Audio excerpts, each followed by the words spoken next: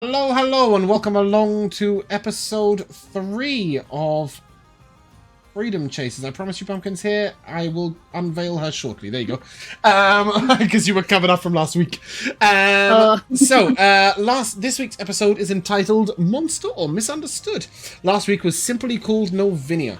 And as it's been a while and we've been a bit sporadic with our beginnings, I will do the recap. So we started last session with you guys arriving into town holding a bag of bones. D4, if anybody can tell me where those bones came from. It came from the woman with the straw-colored hair. The woman with the straw-colored hair. Yes, that is correct. Well done, that was quick. You carried in these bag of bones into town and you met with a young boy named Quick. Who promised to show you around. And he did. He showed you a few things. He told you that there were 2 taverns in town, but you would only be able to get a room in one. Quick was his last name, right? His first name was Ness.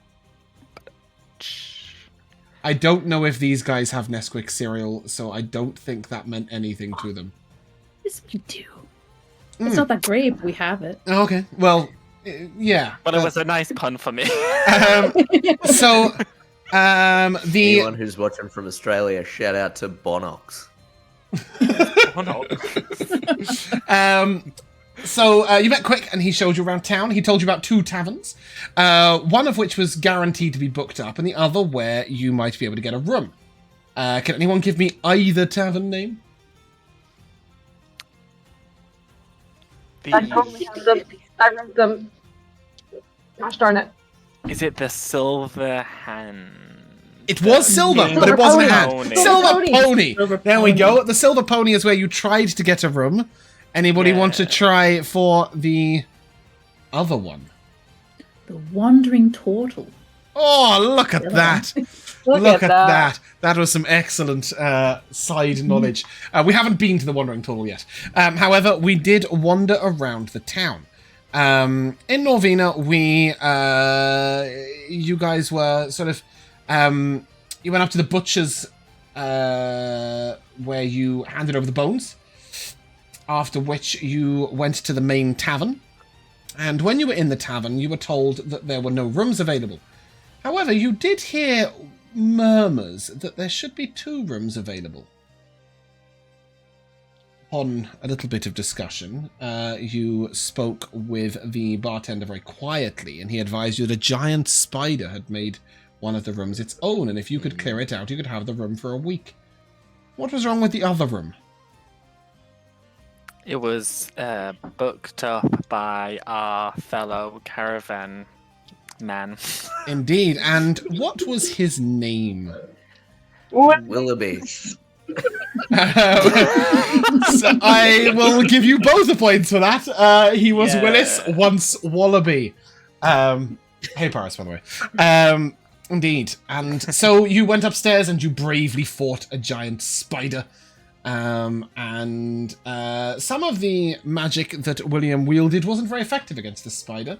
But we did see the expanding darkness of our new Shadow Sorcerer. After dealing with the spider and settling in for a room, you decided that you had a bit of time, and you were going to have a meal in the tavern to celebrate before setting out to do a quest. And so you sat down for a meal, and during the meal, William Hale was playfully summoning a small shadow creature to dance up and down his mug. You were approached by somebody during this who advised that he should keep the magic a little on the low. Can anybody tell me who that was? I think I like this version of a recap better than The quiz? the other I like ones. that. Yeah, I think this should be it for all campaigns. I'd have to be very, very on point with my memory, though, to do this that's a every good episode. problem. But I think I might be able to, because I have notes somewhere. Anyway, anybody tell me who came over to advise William that perhaps the magic should It be... was a mage. Rhaegar? Ooh, yep, Rhaegar was his name. Yes, Court Mage Rhaegar. You're not getting D4s for all these answers anymore, by the way. You got it for 1. Well, otherwise you'll have more inspiration points than you have sessions. I don't have any. Stop being shit. That's where I'm at on that. After this, you decided to pop out and get a quest or 2 done. And which quest did we opt for? You expect us to keep answering when there's no reward? Yeah, hold on. I'm more looking to see if I've got a handout of the quests. Here we go. So you were given numerous quests, including a vermin problem, Diana wanting her mother's loom out of the basement, Judy wanting some help, Lady Genevieve looking for somebody who will venture into the forest, and Farmer Braithwaite's chicken had gone missing. You decided to head to Diana's and move the loom before dealing with the vermin problem.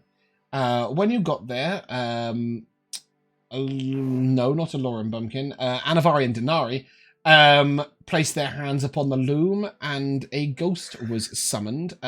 This question is only available to Jack and Josh. Who was the ghost? The mum. Mm-hmm.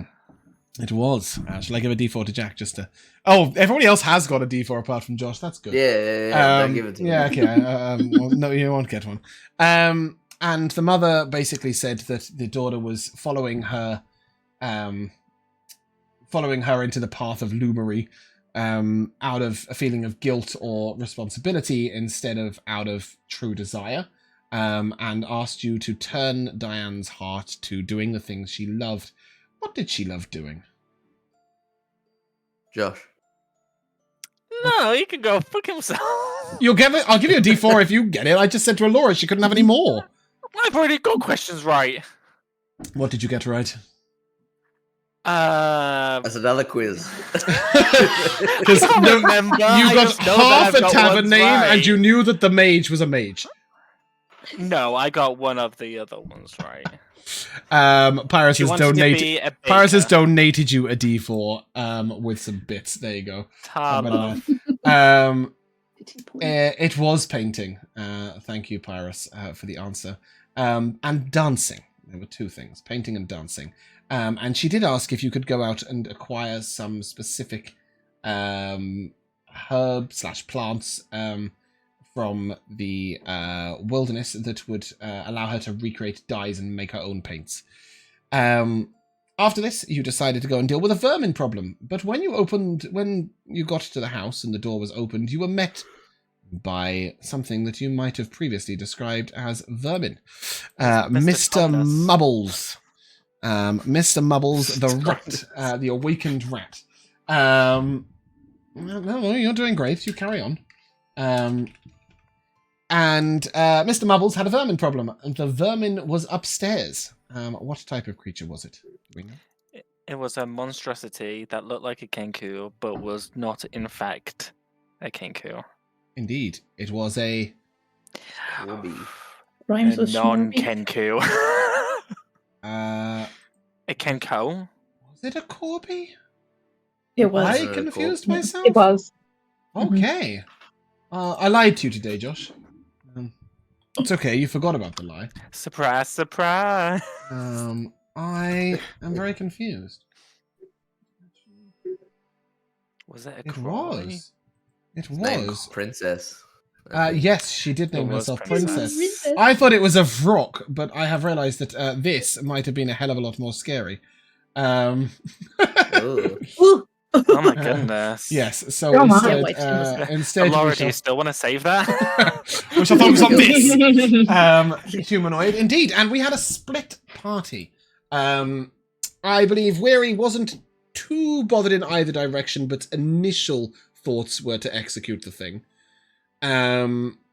William believed it should be removed. Did you want to kill it or just exile it? Get it out. Exile? No. I mean, William sees... I mean, it's a monstrosity, first of all, so whether it can be reasoned with is, kind of in the air.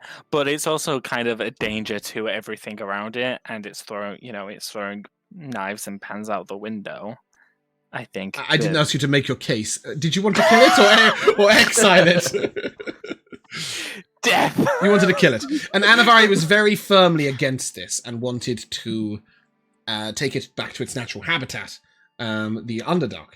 Can anybody tell me who extrapolated it from the Underdark and was documenting its progress of being tamed? Forgot his name. Was it Jobus? Job. A nice thought. I believe Jobus is the innkeeper, so no. Yeah. Oh, was it Pai Mei the Back, pumpkin say no vendor? in your accent. No.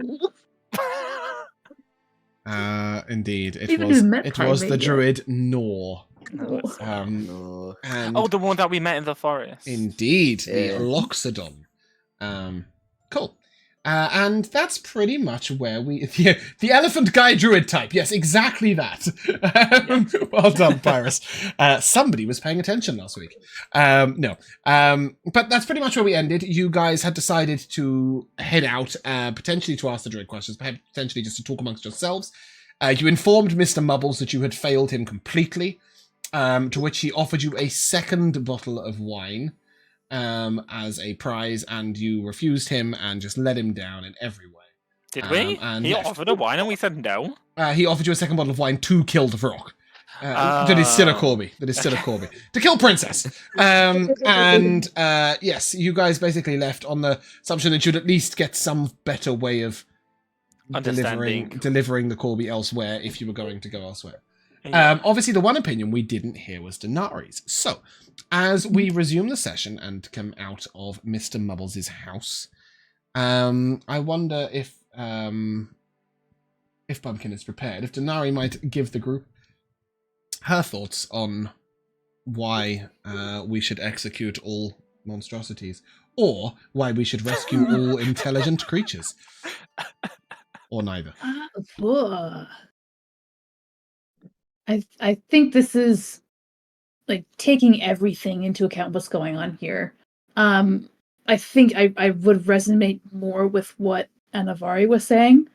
I cannot I understand. Oh shoot! Out here.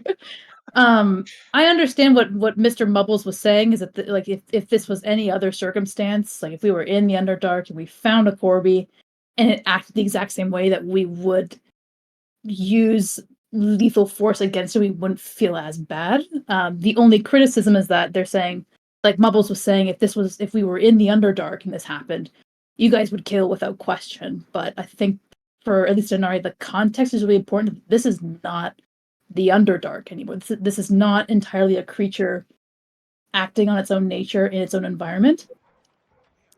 So if she wants to, okay.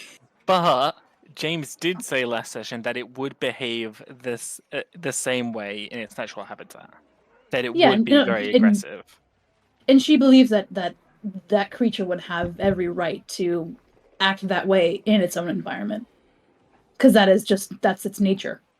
And, if bad things were to happen to it as a result of being in that environment, acting that way, then, that's just how kind of life is with a creature of that what's the word? I don't know what the word is, but basically a creature exhibiting that behavior in that environment. Basically. If we're speaking in character. Okay. We are now. Just have some problems with that argument. Not that I'm on either side of the fence. I'm very much a walk the line kind of person. But let me just tell you something here. If the fact that it's not in the Underdark and it's causing all this mischief and it's causing all these problems is the fact that maybe we do need to kill it because it is causing all these problems. It is causing all these mischiefs. It's out of the bloody, it's out of its natural habitat and it's a danger to society. That being said, what's the problem with killing intelligent creatures? I know plenty of sea life that are just as clever as and birds as well. And I sort of hit cantankerous Tim. He squawks at me. He goes, "This here bugger's smarter than some kids that I found."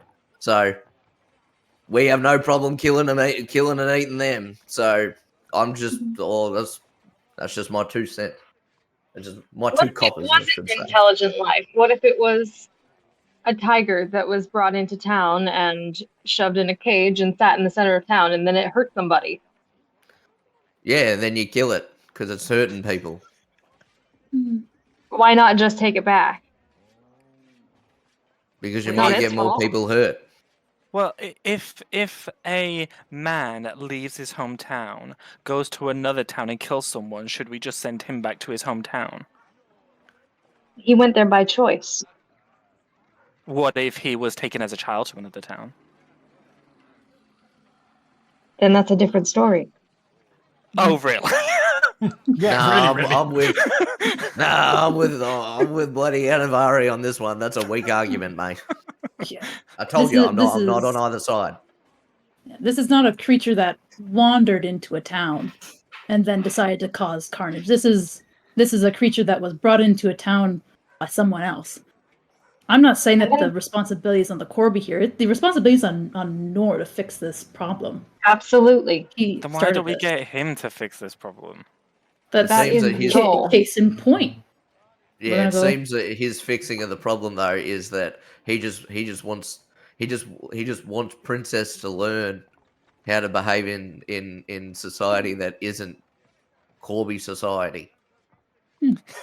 But we You need to can talk to him dress her about up that all you because want. You we're won't not change her 100%. nature. Yeah. That's the thing. Specifically, the book is, can you tame a monstrosity? That's the sort of logic, right? It's can they be civilized if they're given civilized surroundings? So putting them back in the Underdark and expecting them to behave like nobility would be ridiculous. But you want to find Nor? Is that the hope? I think one suggestion is Sorry, Go ahead. Elora, go. I was going to say, I think that's a long-term thing. I don't know that we want to rush off into the woods just a second. We wouldn't even know where to find him. True. Mhm. So Mubbles must suffer. We could always just forget about this quest. Yeah. Is that said by somebody who's going to sneak out in the middle of the night and murder a Corby? Just ask him. I cannot comment on that. I'll never tell. I'm just going to say, if the Corby dies in the next 24 hours and the group weren't present, there is probably only one suspect. It was Agatha all along. No, it wasn't. It was William all along. It is quite late at this particular moment in time. It's about 9 p.m., 9:30. Do I assume that we would like to return to the inn? It's been a very long day. I remind you, this is still the same day that you left. That's Durbin. This week at the tavern, is it all inclusive? Half board? You were told that your meal was included with your evening meal. You would Okay, great. So assume we that can there go is have dinner. breakfast too. You literally ate dinner before coming to this quest. So no, you can't go Just back to and have make- a second dinner.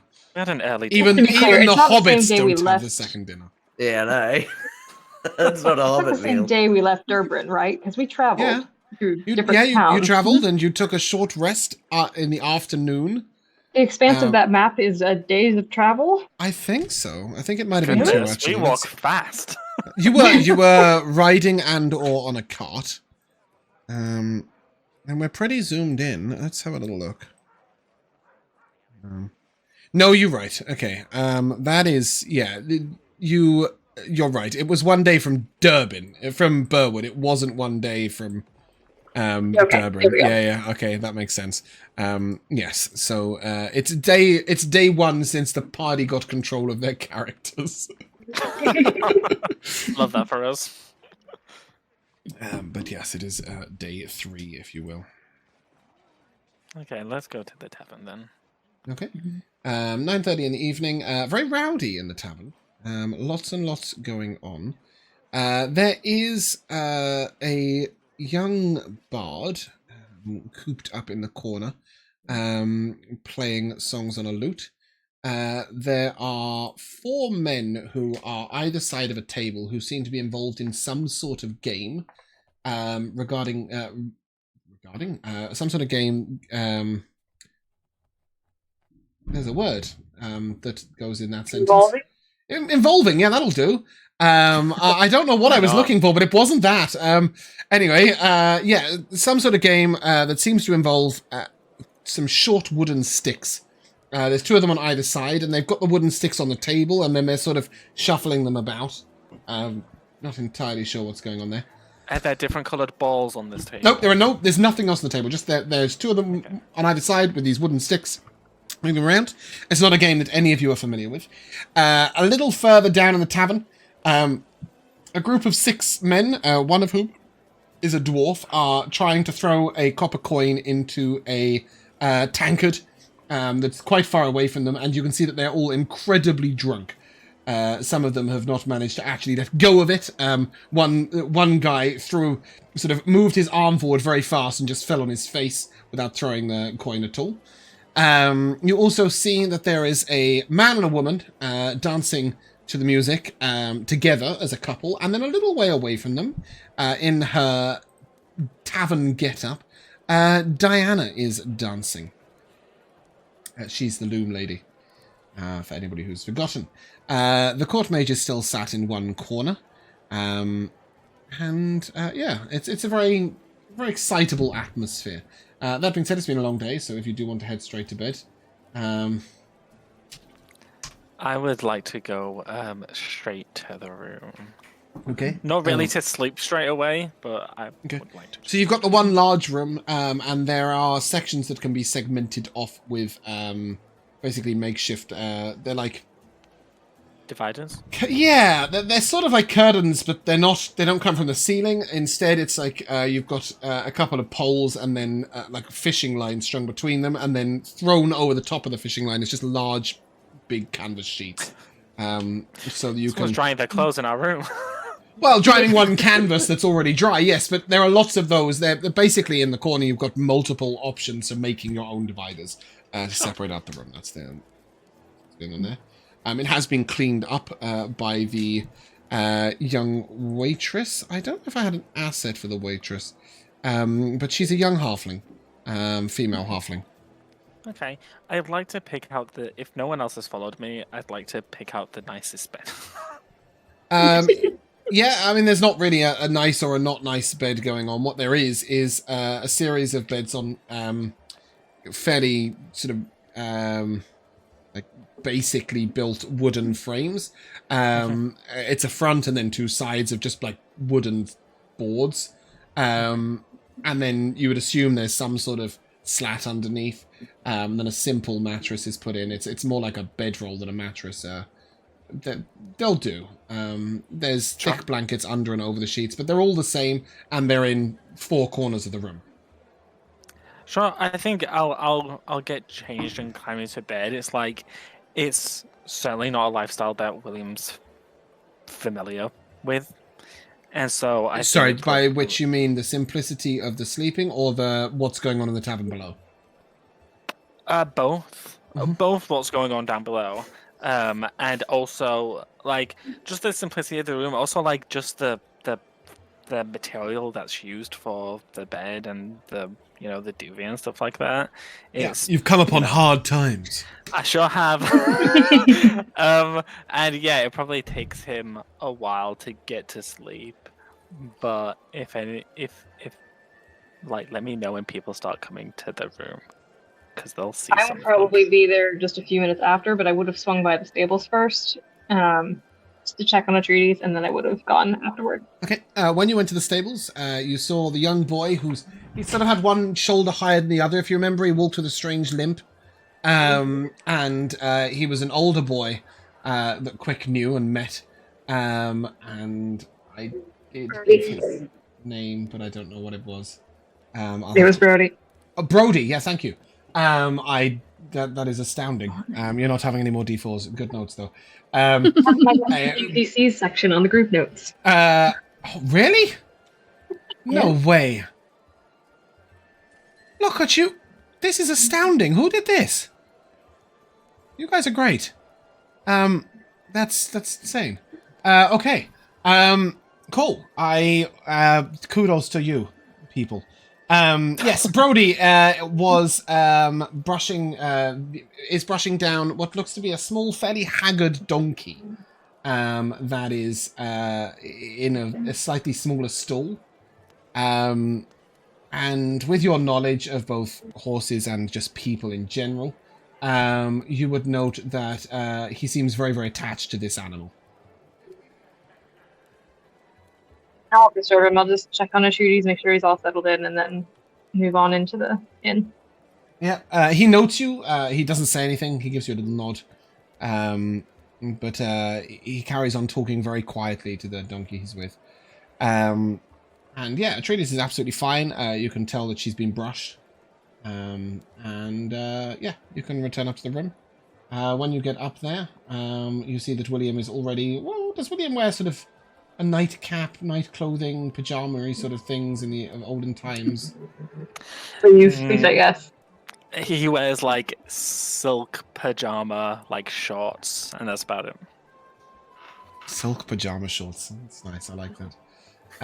So yeah, Anivari, you get up there and you see that I assume that William has pulled the curtains to separate out his room. Yeah. So like he's put some like stuff around to like slightly cover where he is, but there is like a gap. But in that gap, you see standing there is like this shadowy figure. It kind of almost resembles like the outline and silhouette of William, but if his hair wasn't tied up, and it's just all darkness. But you see where two eyes would be like this glowing like white light, and it's just like not really staring at you specifically. It's just like staring off at the wall, but like as you move around the room, its eyes will like very slowly like follow you. It's like Peter Pan's evil bodyguard shadow. Yes, very that. Yeah. Not a reference. But he stays where he is. He doesn't walk around or anything. He just stays like guarding William. I'll be a little off put by that, but I'll just take off my armor and pick a different place. Maybe pull the sheet between me and the shadow. Sorry, I nearly pressed the button on stream. That would have been very bad. I don't even know what it does. Yeah, so then Anivari, you're also sort of setting up your bedding area. Does Anivari wear interesting ancient pajamas and nightcap? No, probably just take off the armor and just slip in the underclothes, because that's what she's used to. Yep, makes sense. That's life when you're not rich. Indeed. Who has money to spare for silk pajama shorts? Weary and Dinari, are you together in the tavern downstairs? Have you both also just heading up to bed? What's the plan? What are you up to, mate? The one thing that I wanted to make sure was done, I don't know if we're just going to write this into what happened before we left the tavern, but I think the innkeeper had given us a couple potions that he wanted returned if we had fought the spider thing. I don't know if those were given back yet. It's specifically if you didn't fight. If you went up there and went, fuck that, he asked that you gave them back. They were for you to use in the battle. So you can give them back. They weren't used, and certainly they weren't handed back. But he wasn't expecting them back because you succeeded.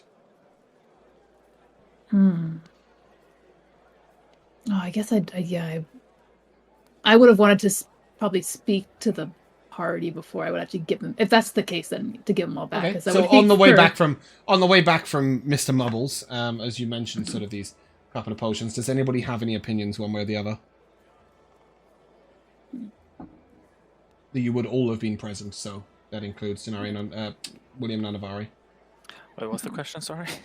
There were 2 potions given to you by the tavern keeper that you were to return if you chose not to fight the spider. But you did fight the spider, but you didn't use the potions, and Dinari was considering handing them back. We should keep them. To sweeten the... Sorry, Bumpkin, go. I was thinking to sweeten the deal a little bit, I do have a couple healing salves already in my pack. So it's not like if we were to give these away that we'd be left with nothing. Well, sure, but more is better than less. Yeah, no, I understand that, but also giving back those potions, it might kind of hurt us a little bit, but it kind of helps at least our reputation. This guy, I mean, he kind of went out on a limb, gave us a bit of a dangerous situation, but still offered us a room. You know, maybe a little bit of extra kissing ass to this guy might help us in the long run. Yeah, but you know what will hurt more? When we do get hurt and we don't have those potions. That'll really hurt. I don't know, but they're not mine to claim. If you want to keep them in your pack and keep them for yourself, then so be it. Okay. Yeah. But not mechanically, I do not want to keep track of that. Oh, we haven't really mentioned this. Is there, Jack, you're doing group loot, is that right? Yeah, cool. So there's 2 in there at the moment, and you can, just a reminder that you're welcome to keep gold and potions in the group loot indefinitely, and then utilize that whenever you want. Unless it's like a really specific potion, like a potion of giant strength or flight, then I don't mind if you just go, I'm going to use that potion that's in the group loot, even if you didn't necessarily carry it around before the combat. So that's fine with that. Anivari and Weary, did either of you have anything against William just stashing those potions because Dinari offered? I see both points of view, and I don't really see a problem with him keeping them, so I don't.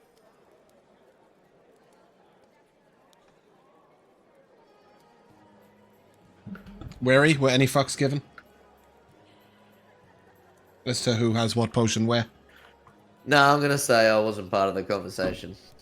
Cool, you're wandering about just chatting to the bird as you came back. Okay, so with that in mind, now that Dinari and Weary are back at the tavern, the other 2 have gone up. Well, technically William went straight up and Anivari vanished somewhere and you're not sure where.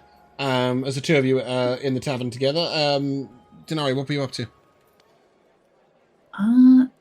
I'll turn to Weary and ask if there's any desire to play around a little bit or engage with any of the games going on. I think before we were to head up, I'm still feeling a little awake, kind of ready to go. I'm not a gambling man, but those drunk fellas over there, that's a horse I'm willing to bet on.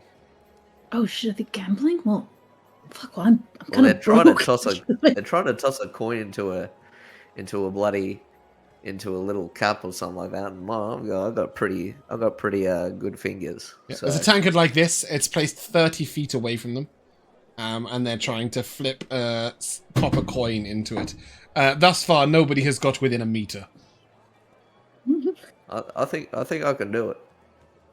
You think you can? I mean, I could be a wingman, but I'm telling you right now, I'm flat fucking broke. I'm broke too, but I mean, like, what's worse than? I mean, like, we got nothing to lose, then that's even more incentive to me. So as you guys wander over, do you just sort of engage with them, or what's the plan? Yeah, I stroll up and I go to act a little like shifty and like off kilter, like not drunk though, but like I look like a wreck. So like I'm just going up and I'm being like, oh hey fellas, how you going? Yeah. Yeah, I see you trying to do a little trick there. What are we? Coin in the cup, you win the other coin. Yeah? He looks over your shoulder. Looks back as he sees Dinari.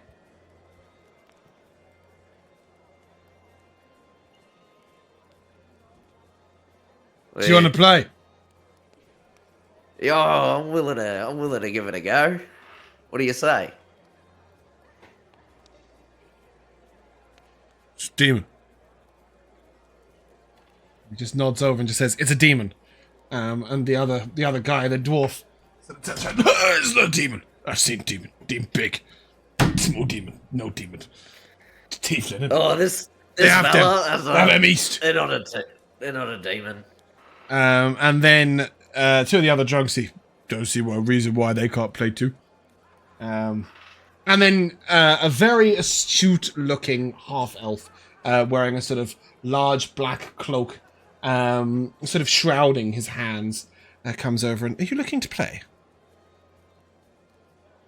You talking to me? Oh, Both of you. Mhm.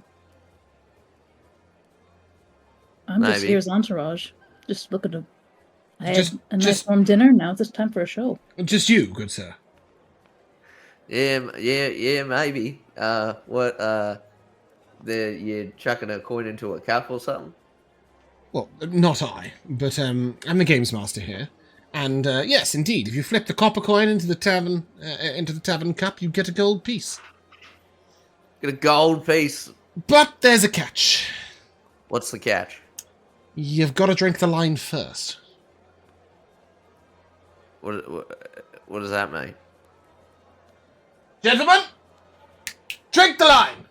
And at this point, there is a long table, and these 6 men who were participating all sit in a line, and very quickly 7 tankards of ale are put in front, one in front of each of them, and then you would be the 7th.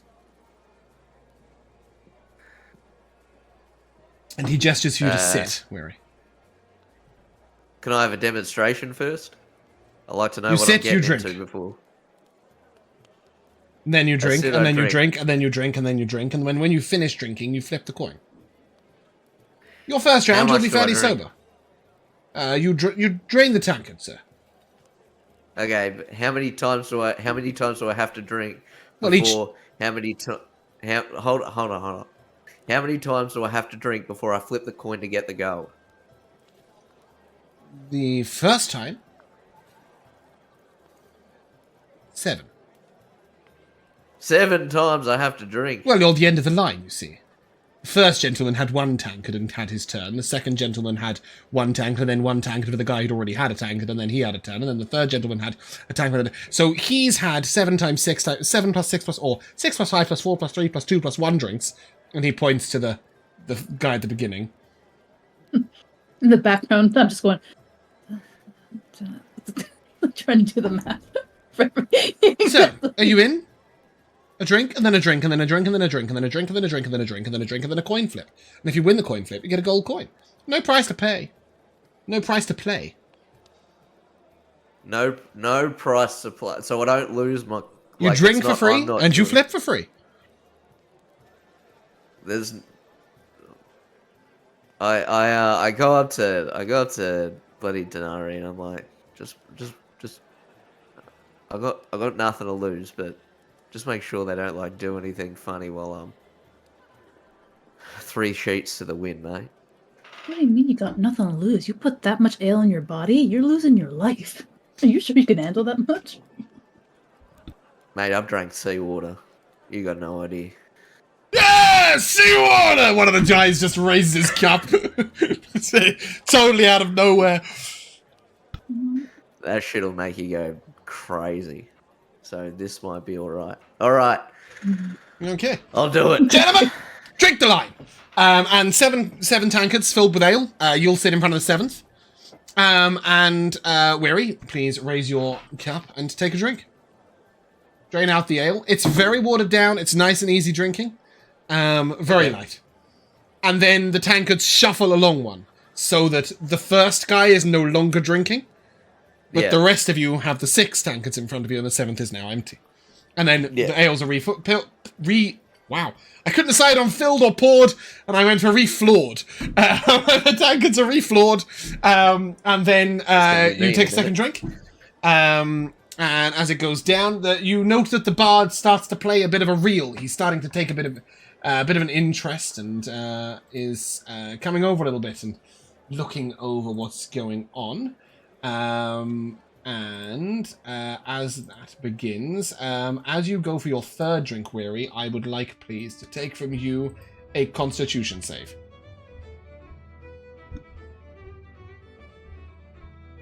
Not the worst. What's Best, not the not the worst? worst. What is that? 13. 13. Yeah, that's an absolute success. You're totally fine. Well then, gentlemen, drink the line. It shuffles down again. And now you're on your 4th drink. Once again, a con save, please. Alright.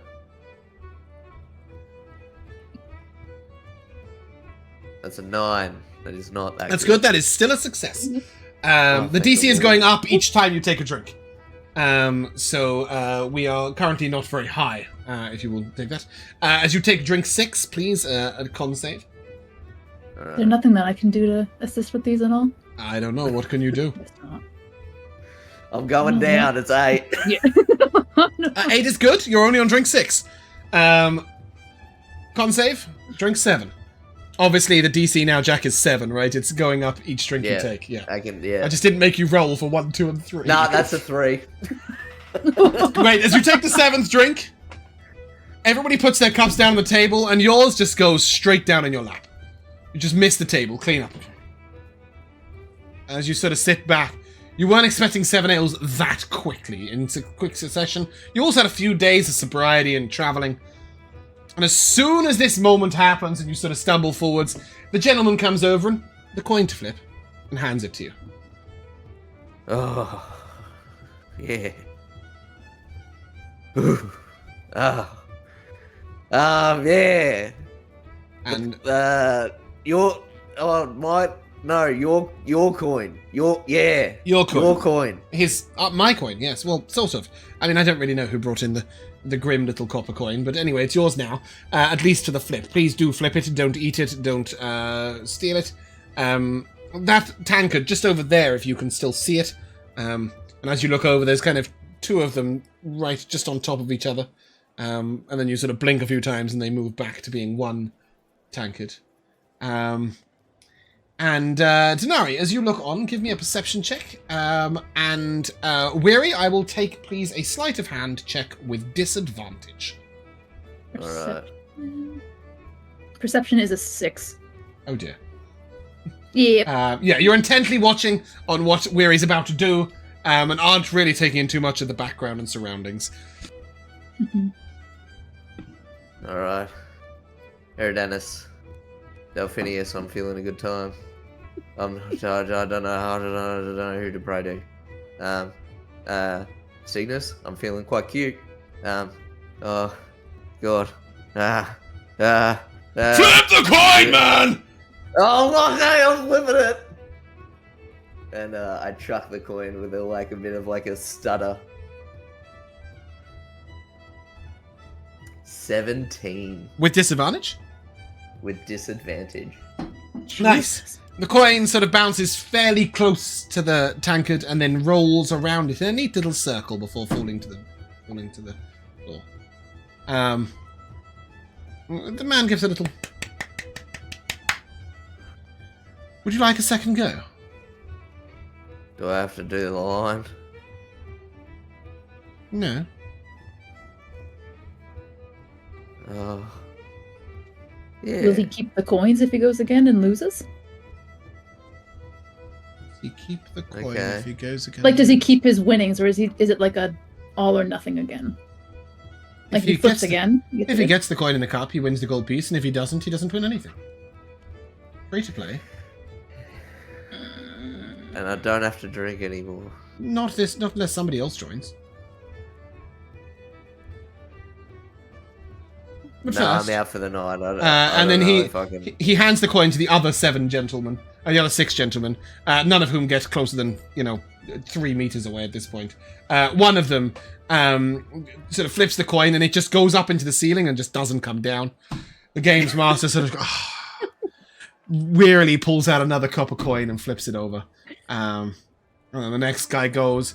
The dwarf this time tries an overarm throw, which basically results in him running up a little bit and then just... and it hits the back wall. It goes straight past the cup, hits the back wall, drops down, and then the dwarf just falls on his face. The games master sort of looks over. I think we're down to 6. Dinari, as you hear, as you're watching this, you just hear very, very quietly, just over to your right, stealing. That's about as much as Dinari heard. You just heard, stealing. You just heard the last word of a sentence, which was stealing and some before it. I guess then I'd like to maybe look around the now that my attention has been taken off of Weary to kind of look around and see kind of what's going on. How many people are looking over at the two of us right now? Yeah. So the bard has moved quite close to Weary a couple of times and sort of fiddled around him as this conversation was going on. And give me an insight check.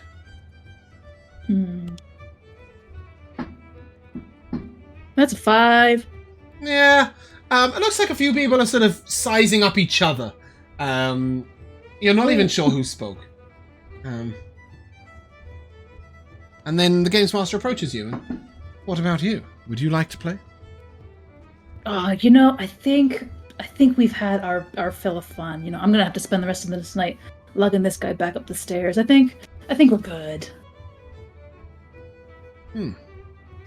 Yeah, I'm ready to turn in, mate. That was a lot. Oh yeah, but yeah, you earned your rest tonight. All right, let's One get you round. upstairs. A disgrace. Never mind. Good luck. I hope to see you again tomorrow. Yeah, I'll give it a go another time. Weary, you head upstairs. Dinari, as you go to head upstairs, you are stopped. A fairly large-looking man sort of comes over and sort of puts his hand quite heavily on your shoulder. Wait. You. Is there a problem? You know him? The one that went upstairs. Who's asking? Me.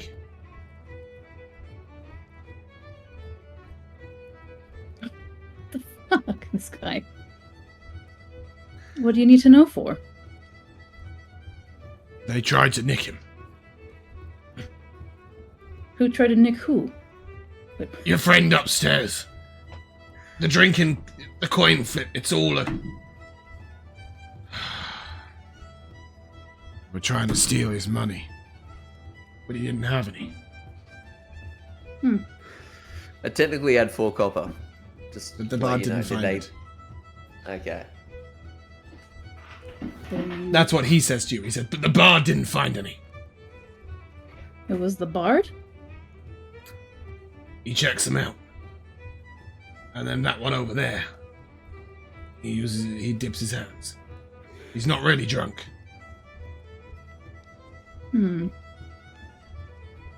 They're all in on When are it. you telling me this? Sorry, say again? They're all in on it. The bard, the Right. gameskeeper, the players. Well, not the dwarf. He's just an idiot. Alright. Why are you telling me all this? See what you do. Or what you don't. Don't.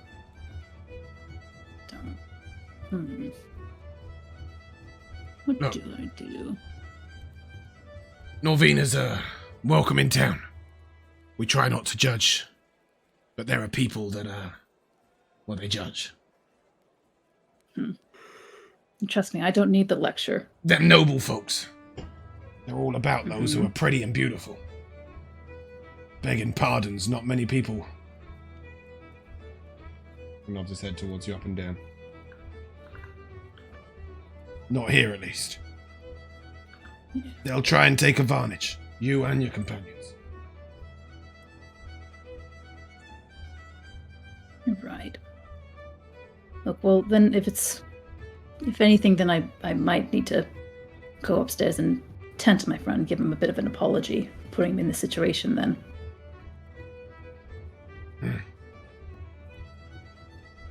He takes his hand off your shoulder and... Very well. I'm Joel. Joe, you said? Joel. Gel. Yeah, Jerl. Oh, Joe. Thank you. Yeah, there we go. Here, wait.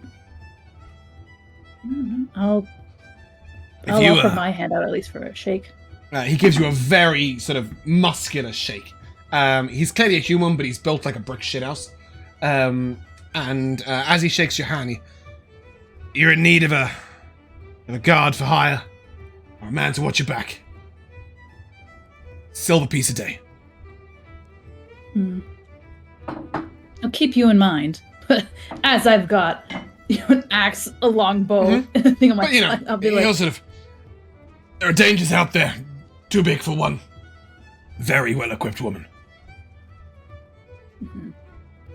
well, I'll keep you in mind, and I'll definitely not forget about this favor, this act of kindness. Well, and he nods to you, and yeah, you can head on up. Weary, I'm assuming that you didn't perfectly make your bed and curtain yourself off.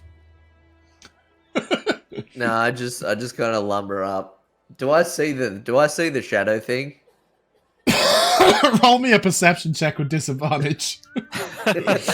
Maybe you see 6 of them, I don't know.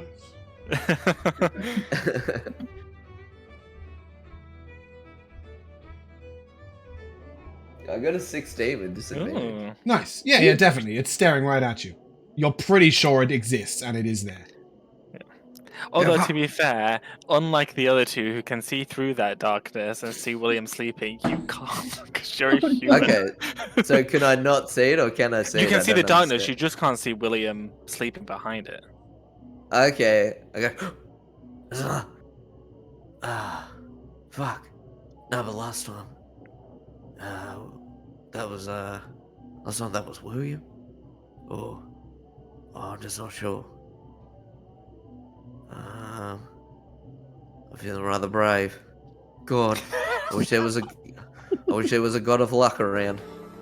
And then I sort of, I'm gonna go into the darkness to find William to just wake him up to ask him if it's him this time. I'm feeling very brazen. Okay, give me an acrobatics check. No worries. Just feeling yourself around. Yeah. Is a 12. Yeah. You bump into one of the curtain posts and the whole thing rattles a little bit.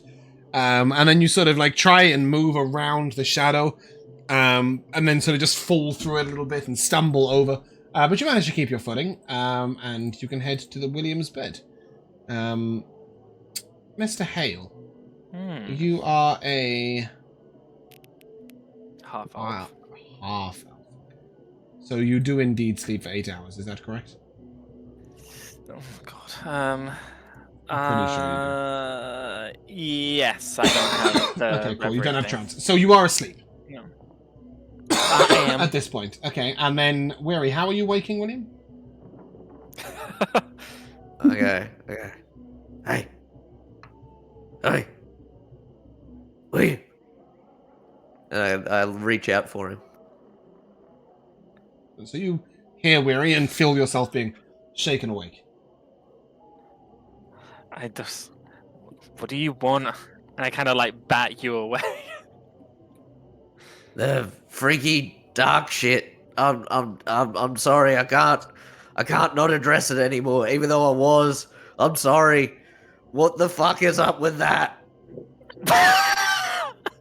I sit up like in my bed and like wipe my eyes. And, like I look over past you and see the shadow that's now facing me, and it like winks at me. And then I look back at you. What's your problem? is it gonna kill me? No. Is it gonna kill you? I highly doubt it. Is it gonna... Okay. So long as it's not a threat, I'll just have to Uh-huh. deal with it scaring the shit out of me. Well, speaking of threats and surprising people, can you go now? Okay, I'm getting out of here. Jesus. And like I in a huff lay back down and like pull the blanket over my head. But the shadow will like move out the way for you to leave. Dinari, as you open the door, you see a gap in the curtains with a shadowy figure standing in it. And then just as the door opens, the shadowy figure steps to the side, revealing Weary, who moves forwards out of the shadows. and then sort of stumbles towards you. Just sort of double Don't step. worry. Don't worry. It's not a. It's fine. It's a William thing. Don't freak out. Yeah. I said there might be a little bit of like an instinctual, like, like seeing the shadow just turning on me, but then seeing Weary pop out and kind of stumble over. Like I'll kind of quickly jog walk over, going like, oh fuck, and like try to take his hands and like lead him to his bed. Yeah, I mean he's keeping his footing. He's doing all right. That's doing good. But is probably not capable of setting up curtains right now. It's quite a tricky business because it's got fish wire and like you have to stretch them out and whatever. Do the three of you just curtain yourselves off and then leave Weary the rest of the space? Like, will you curtain yourself off so that you're curtained off, Anivari's curtained off, and William's curtained off, and then just leave Weary the rest of the space?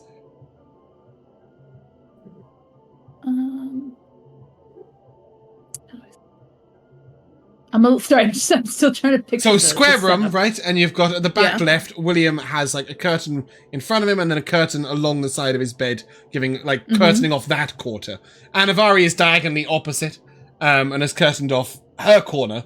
So there's a little gap between where there's another corner, and then there's just the space where Weary is currently on a bed in this close left corner, just passed out. No, I think I'd take the time if Weary seemed like he wanted it to set up his curtain and get him squared away in his room. So yeah, you get everybody curtained off. Yeah. What's your plan? I don't know if I'd curtain myself off. I'm trying to think of where because if the door, basically like I'm thinking if in the one bed that's left, I've got a view still of the main door. Yes, just a little sliver. Yeah. Yeah, no, I think there's a little bit of instinct kind of kicks in a bit to keep my eyes on the door a little bit and kind of just slowly try and lull myself to sleep, while trying to like kind of stay as a bit of a guard post for as long as I can. Cool. As the four of you may now touch the long rest buttons. Beautiful. And we will take a nap and resume the following morning. Is anybody a massively early riser? I think I probably am. could be. Anivari an early riser, Weary an early riser, William not, I assume, given his noble... No, he's never had to get up early for anything in his life, so... And Dinari? He ain't starting now. I think she's probably in the middle of William in Weary and Anivari. Okay. It's like the trying to be awake, but also stayed up pretty late in the night, kind of. Right, yeah, so sort of 6 a.m. Weary and Anivari. Weary with not much of a headache, by the way. It wasn't all that much ale. It was just in a quick succession, so you'd manage that quite easily. So the two of you wake up to a sound coming from downstairs. It sounds a bit like a sort of high-pitched whistling noise. Oh, by the way, the shadow's no longer there in the morning. Just FYI. No, that's good. I think I dreamed it then. Are kettles a thing in this time? Does it sound like a kettle, or does it sound something different? No, definitely not a kettle. It's just it's like somebody's whistling, but only one note. It's just like a constantly. Without taking any breath either. God, whatever that is, it's bloody annoying. Do we have plumbing in this region? So usually somebody would bring up a bath for you if you want it. There is a sort of ewer in the corner, which could be filled with water, but there is no water to fill it with at the moment. You'd have to go downstairs and get a jug. I'm thinking of toilets. There would be they've got chamber pot rooms, and this particular inn, the chamber pots utilize a sort of gate system, which emits the waste elsewhere. Yeah, it's the first thing I'm doing because I didn't pee before I went to bed, Okay. and I drank like 7 things of ale. So you get up, you stumble out the room, and you are immediately confronted with what looks like a clock in the shape of an owl's face. And its eyes are wide open, it's got its beak open, and the whistling is clearly coming from there. You know the chamber pot room is just down to the left of there. There's one at the end of the corridor at one end and one at the end at the other end, so you can head there. But this owl has just got its beak open, it's just whistling at you. Stop. It's just outside of our door. Sorry, what was that, Anivari? It's just outside of our door. Yeah, it's a little down, like it's not like directly opposite your door, but it's pretty fucking close. And as you say stop, you see that halfling girl sort of coming to, sorry. And she's wielding what looks like a wooden mallet that has been rope tied to a broom handle. And she comes up and then she just whacks the owl in the middle of the forehead, and it goes silent. Oh shit. Sorry, did that wake you? Breakfast's just starting serving. If you want to come down, if you want to let your friends know.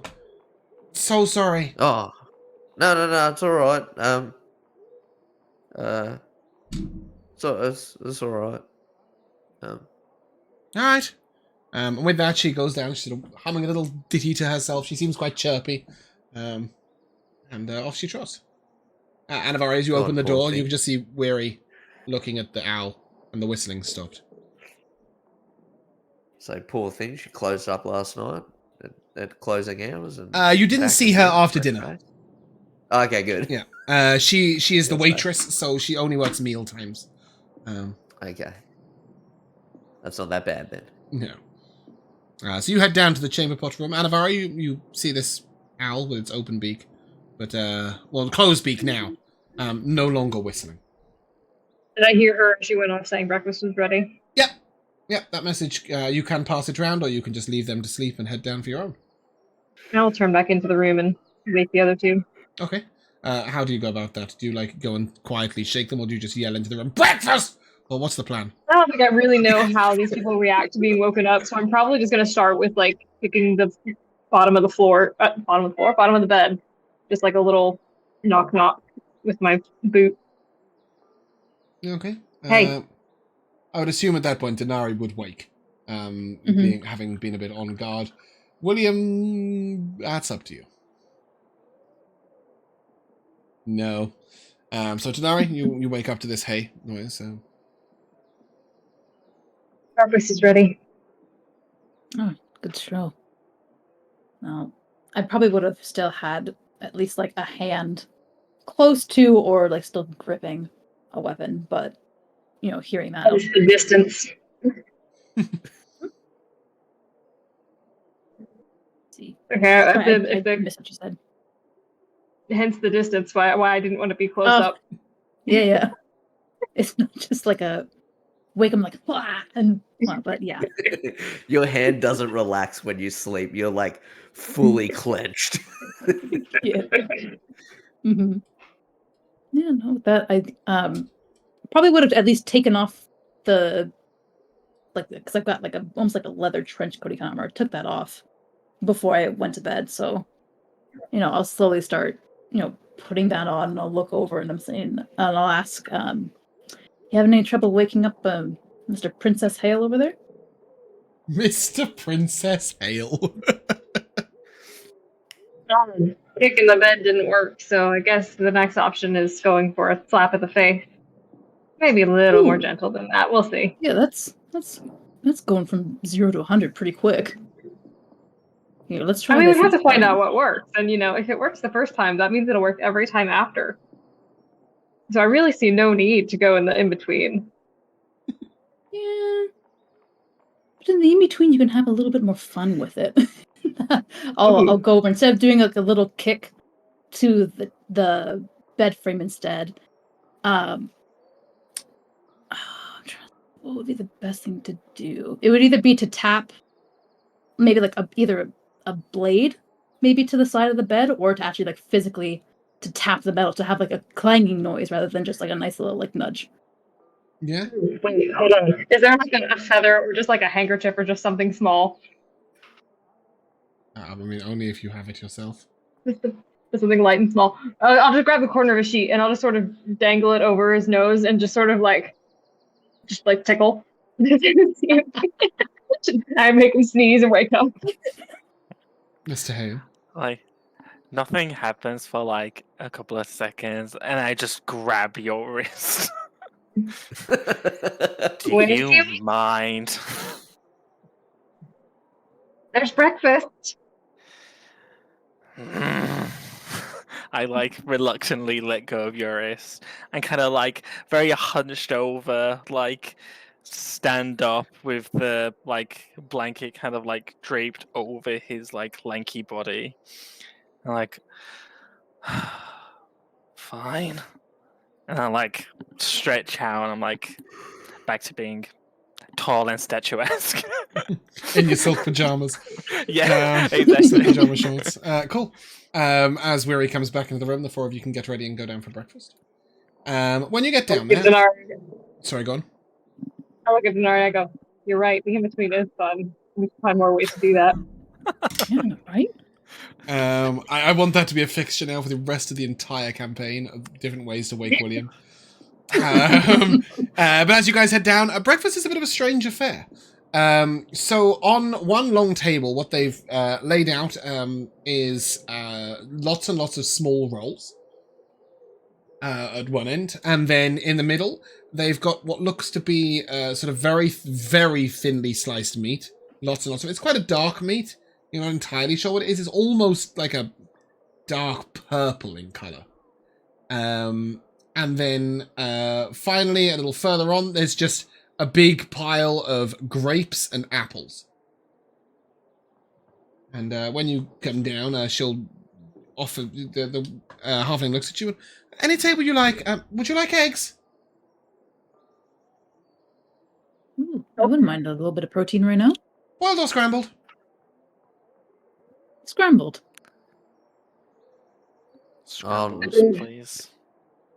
I'm not allowed to eat eggs. Ooh. Oh my, that's awful. I'm so sorry for you. No, it's fine. It's sort of like an agreement I have. Oh. We've made such an agreement. That's awful. Poor thing. Whatever. Eggs are wonderful. No, it's fine. Yeah. I know. I love them, but you know. Can I have his eggs? Why ever not? Scrambled as well. I'll take boiled. One boiled, one scrambled. And then looks to you, Anivari. Boiled or scrambled? Scrambled, wonderful. 3 scrambled, 1 boiled. Coming up. And she will wander off, and then she sort of gets somewhere near the catch and then just shouts out, Magda! 3 scrambled! 1 boiled!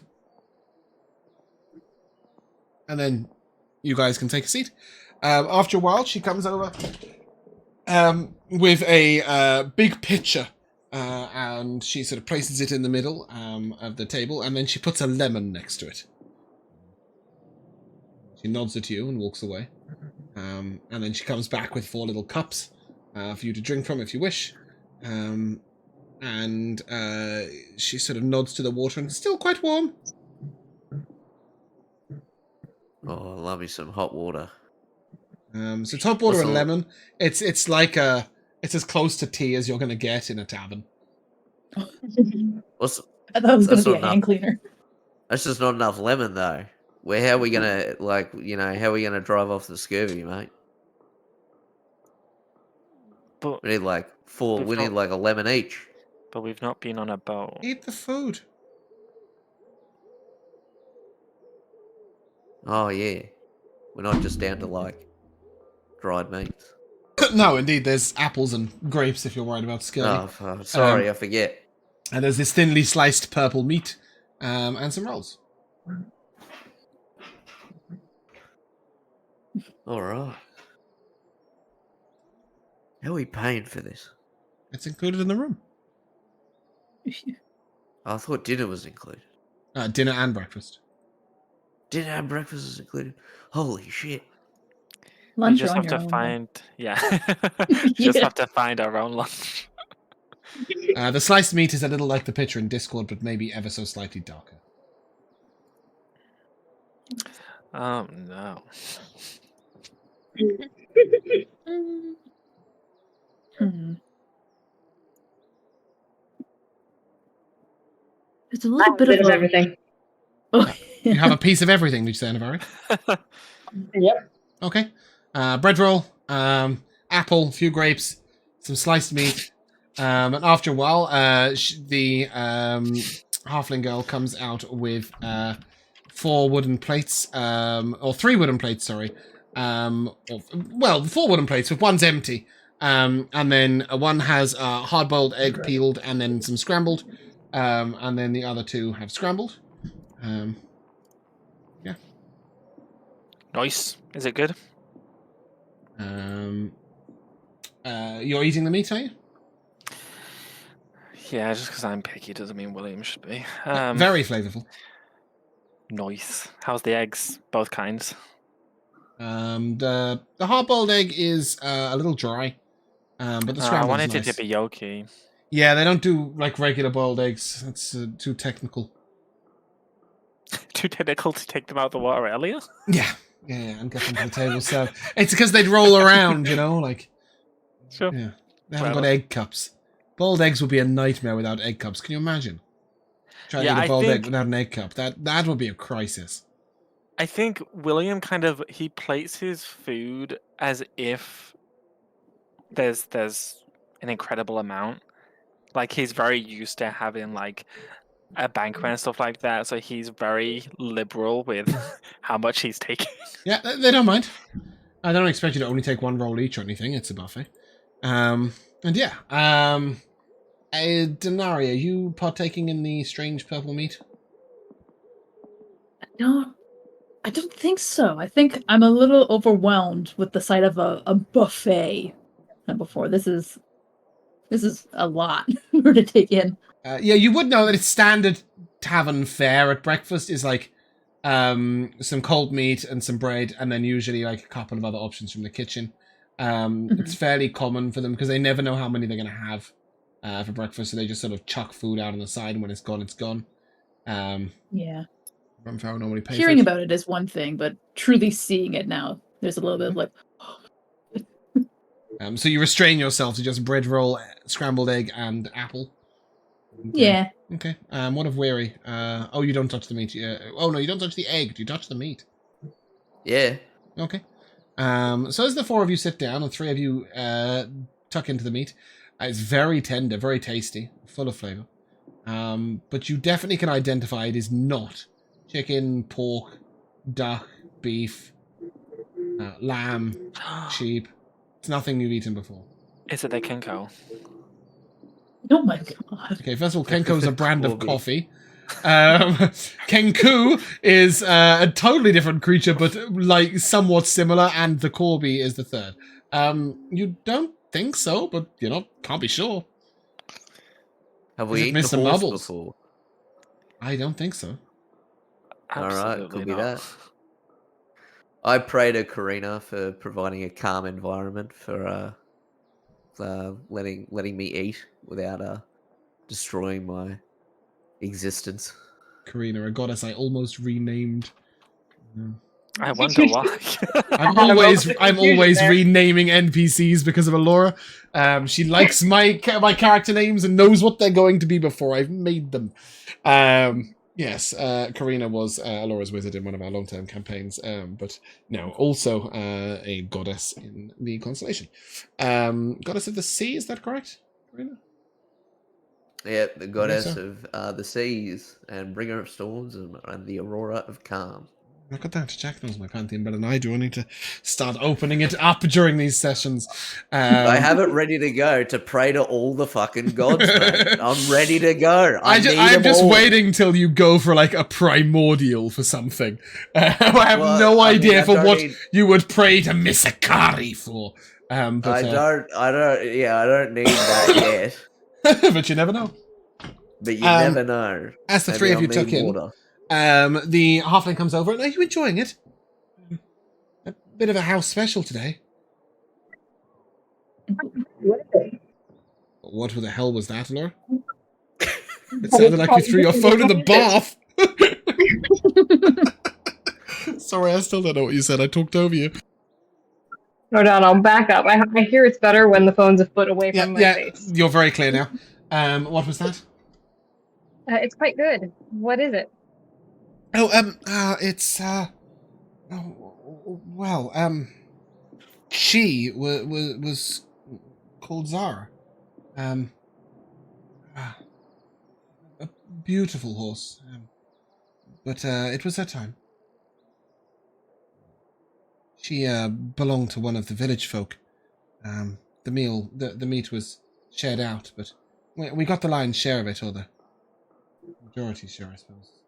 And it cooks really well, so from what I see. Best not to let anything go to waste.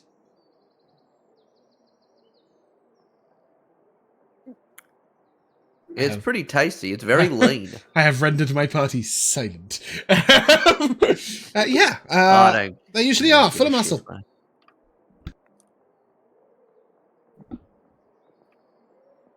There's some hesitation, but I'll finish eating it because it was already done and over with. As they say, shouldn't put things to waste. I just kind of mutter under my breath, I hate to see what you do with the old people.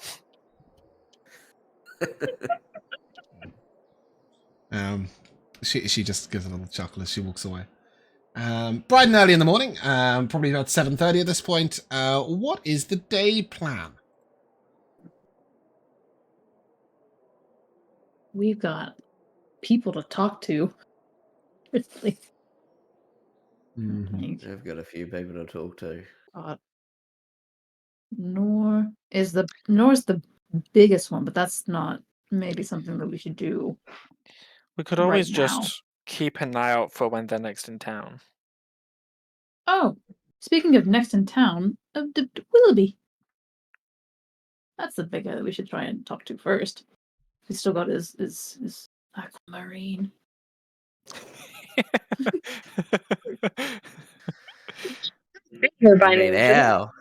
You mean our aquamarine? Yeah. I don't know. I didn't know he had one. Yeah. Should we be turning down such a gift? Don't even start with that again. We don't even know if it was a gift. That's a big gift to give to a really weird fucking group of people. Maybe he just really liked us. For what what's not to love? Yeah, what's not to love? I give a thumbs up and some teeth are missing in my smile and I'm like all ratty and I look like a beggar. I'm just happy to have the surprise. See? What's not to love? Yeah.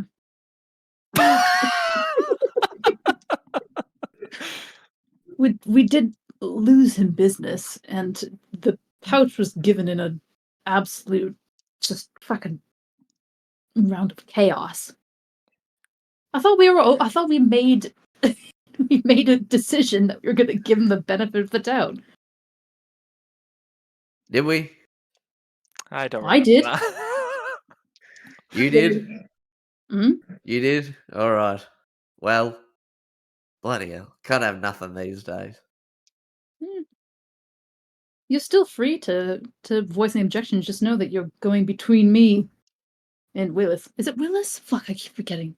What You can pick Willis or Wallaby. Willoughby. Willis. That's what it is. Yep. Willis. Why not both? Yeah. Why not all? Yes. Mr. W. Willis. Willisaby. W.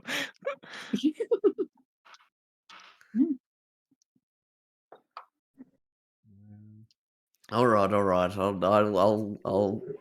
I'll give up. Look, who knows? At the end of this, we might still keep the aquamarine. Yeah, but there's saying that it's ours already, and then we might have it. So you can see that one is guarantees us the aquamarine, and the other one doesn't. But I I will concede. Yeah. He was nice to us, and it does feel a little bit like stealing, and I don't like to steal from people who are nice to me. Is it stealing if he gave it freely? But did he give it knowingly? We don't actually know that. Maybe it's not our place to know that. Maybe we should just be grateful for what we have and Sort of move on. Sort of is our place to know that because we're directly. Yeah. I'm not having to go do the wrong thing. I didn't have to tell you about the Aquamarine in the first place. Well, it's out of your good heart that I know, and it's out of my good heart that I believe that we would benefit most from this. That's just an observation. That's not like a good heart type thing. It's a good You got us observation. out of that town. You took a big risk for us. Yeah, that's what I mean. He was very nice to us, so you know what I mean? And maybe this is an extension of his niceness. It could How about we but be sure of that? Yeah. Maybe what we do is take it and use it, and then when we become rich and famous, we then give him an aquamarine back, but a large one, like one of those really big ones, you know. It'd be a shame we can't do that because he got sick and died because he couldn't pay for medicine. Maybe that's just God's way of thinning the herd. Oh my gosh. Which one? And an aquamarine ain't gonna fix that. Look, William, I'll be really straight with you right now. If you want to keep around company that looks like us, you're gonna have to get used to kissing ass a little bit. Having this aquamarine, like it or not, makes us look bad by default. Because what did we do to deserve an aquamarine? I don't think you're meant to do anything to deserve it. I think you just have it. And think about how much more comfortable your lives could be as outcasts if you have the aquamarine. It must be nice Think to just about how have much more. things.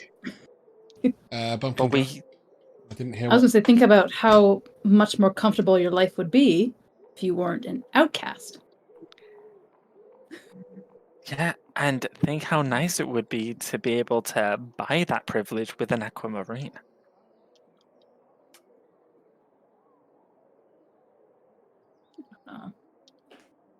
A person like me shows up at a market trying to sell an aquamarine. Where do you think people's minds are gonna go? They're gonna You say, think- "Wow, what a lucky tiefling! They're about to really change their lives around." You're either disillusioned or just a little bit dumb in the ways of the world. At least when it comes to how tieflings are treated. And maybe you don't realize the power that money has. Maybe you need to pray for guidance from Cepheus, or maybe Oh my considering goodness! who you are, maybe who you are, Yorkin.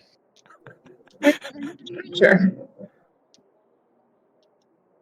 Wait, what was that, Laura? I asked him whether he was a preacher. Oh.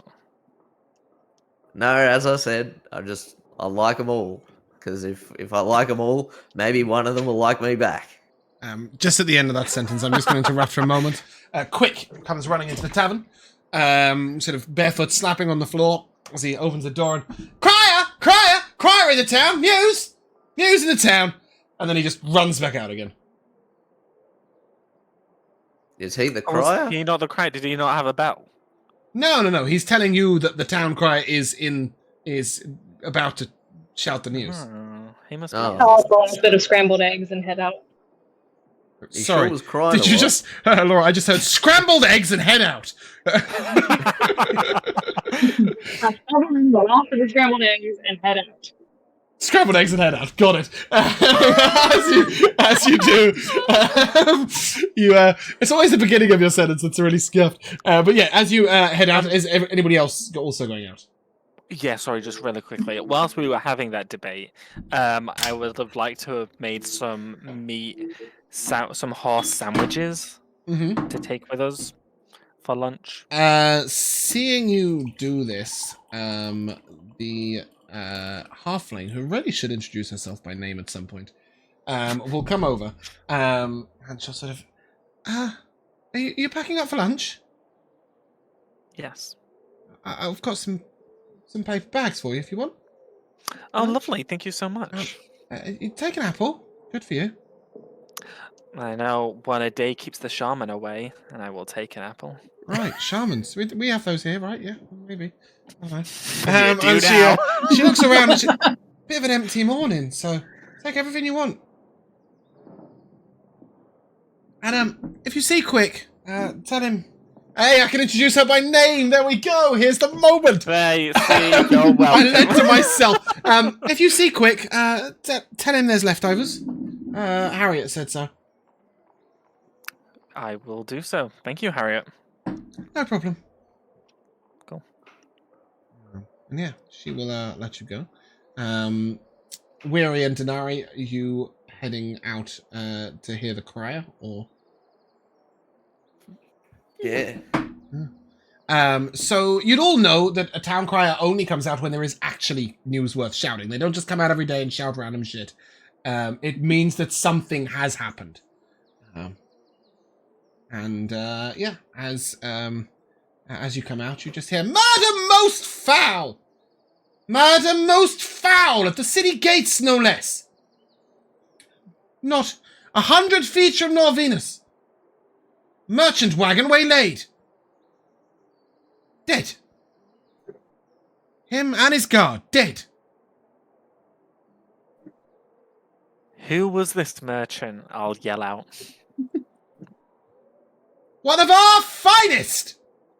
Master Maths." Sorry, just choked to fucking There's death. a fly in your mouth. That's what you get for screaming so loud. It's like, his master.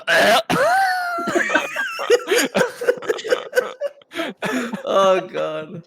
Oh, You're that is funny. The poor crier. He's been doing it too long. He's shouting too much. No, he's older than me. He's older than me. Master Matthew Callison is what he was trying to shout. And that's our merchant, right? Yeah, Matthew Yeah. Callison and Wallaby are exactly the same name. Wallaby might be an alias. Yeah, for Wallace! It is an alias!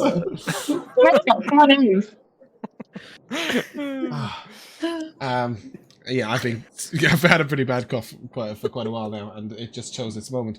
I just TLDR because I can't shout the rest. Basically, he will inform you that Wallace rolled into town only sort of 20 minutes ago and had collected the two bodies on the way in. Master Matthew Master Matthew Callison and his guard. Fuck off. The Wallace son. That's a nightmare. Had been killed upon the road. You'll hear that they were quite obviously riddled with arrows and stabbed with swords. Riddled. Oops. Mere hundreds of feet from the town gates. But there's no sign of who did it. Sorry, there was no sign of like who did it. Nope. Let's just take a tally real quick. Weary, arrows. Anivari, sword. Dinari, sword and arrow. I'm the only innocent person here. William I Hale, don't have capable of arrows. magic to get you guys away. Where it doesn't have Yes. arrows, it has crossbow bolts. I got That's true. bolts. That is true. Oh, okay, that is different. Okay. I'll scoot towards Quick, and crouch down. Oh fuck! Now I've forgotten her name. Harriet. Harriet, thank you. Harriet said there's leftovers. I'm just going to reveal that basically the two people who work in the inn who give out food and drink are called Henry and Harriet. And if anybody knows the relevance of those two names paired together, feel free to inform, because I was quite pleased when I used these names. Does anybody know what Henry and The only Harriet Harriet are? I know is Harriet Jones. No, much simpler than that. Well, anyway, a little prize will be given out if anybody can investigate. Henry and Harriet paired up. You can't just Google it, Joshua. That's not. You don't get prizes for that. That wasn't part of it. I can That hear you wasn't part of typing it. it. That Sounds wasn't like a- part of sounds like it. a Roald They're the Dahl thing. Hover twins. Hover twins. Josh, they're Hoovers, not hover twins. You know, like the vacuums, but they're like small round vacuums. We have them. That's if double you, O. yes, that. Right, this doesn't have double O. This has one O. So hover. The hover twins. Henry the Hoover. Yeah, I know what you're talking about. Ah, I've seen him. Henry Hoover. Yes, Harriet is regularly That's shortened so to cute. Hetty. Yeah, that's the pink one. Regularly shortened to Hetty. If anybody is interested, They're have very a little cute. Google. They're very Got cute. little faces on them. But I like the idea that these halflings who clean the tavern are named after little vacuums. Anyway, yeah, you idle over to Quick and forget Harriet's name. Yep. Harriet says that there's leftovers at the inn. Really? Again? Oh, fantastic. What do you think happened to these merchants? You reckon there's bandits on the road? You didn't see no bandits on the road, though, did you? No, I didn't.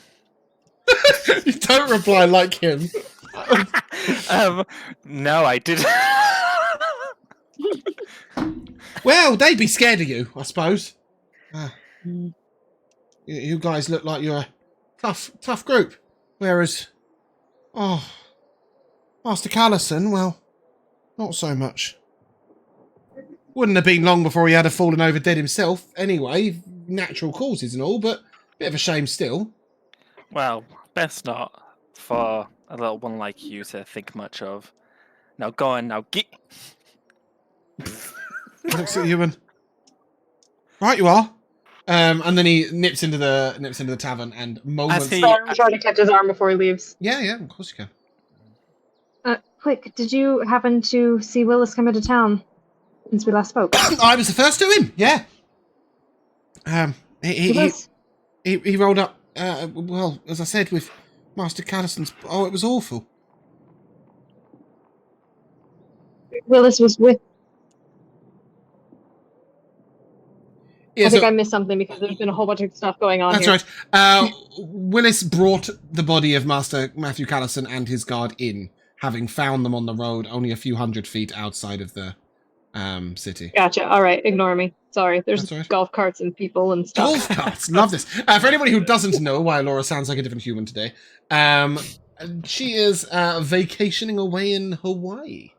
It's all right for some.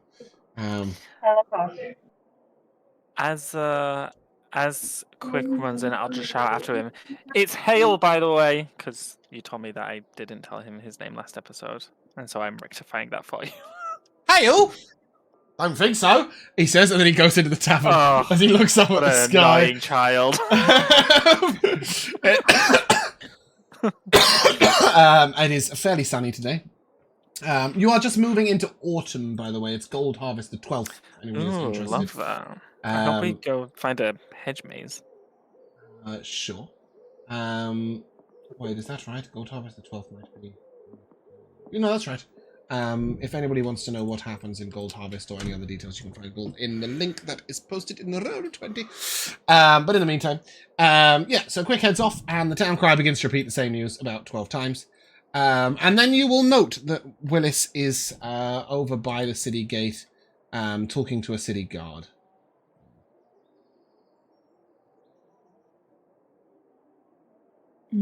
Which is a good thing, because your only plans today was wait for people to roll into town, so it's a good job one of them arrived. What's the plan? It may not be the best idea to interrupt Willis while he's talking, presumably about the murders. I imagine if we put ourselves in line of view, he might come speak to us after he's finished. So we should just stand in this general area until he catches our eye? Maybe we should make ourselves a bit conspicuous or inconspicuous. Conspicuous if you want to be noticed by him. Inconspicuous if you don't. More conspicuous.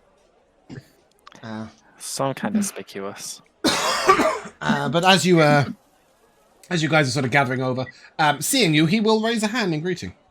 But he carries on talking to the guard. Yeah, maybe we'll talk he does, after. If I could, wave back and point to the tavern. Maybe if we could find like a table there to chat a little more.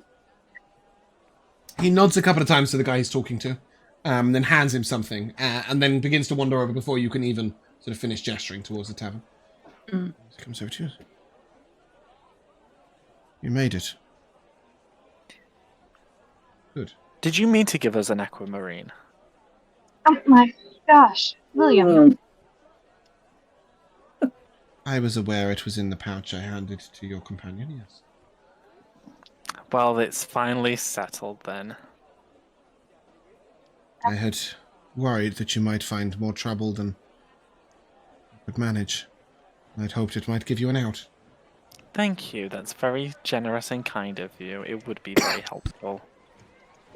You're most welcome. I'm sorry we're going to stay with you to continue protecting the caravan. Well, indeed, I'm just... It's a shame you weren't protecting Master Callison. I'm sure that he wouldn't have experienced any trouble with you all at his side. Strange, you know, I looked around for footprints. It's quite muddy out there. Nothing at all. Perhaps some winged creatures? With bows, arrows, and swords. Perhaps. Our cockra do hunt these areas, but they usually land before they fight. I was going to say, like, ghost people. Ghosts might make more sense. They didn't take anything. How far outside of town were they? But 300 feet, if that. Is that And the within the guards want farm? nothing? No, so you guys didn't. You guys came up from the forest through the farms. The main road has like sort of gaps either side for market stalls that set up sometimes in the year. So he was riding in the main road. You guys were down, coming up from the forest, so not in the farm area. Sorry, Elora, did I interrupt you? So none of the guards saw anything? No, not at all. They would have been staring into the horizon, of course, but into the rising sun. So they might not have been able to see all that far, but the wall guards saw nothing at all. Didn't even see his cart rolling up the hill.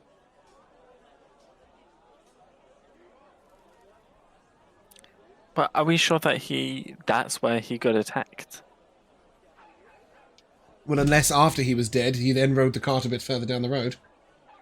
Well, he could have been killed prior and then just placed on the cart and the cart pushed along the road.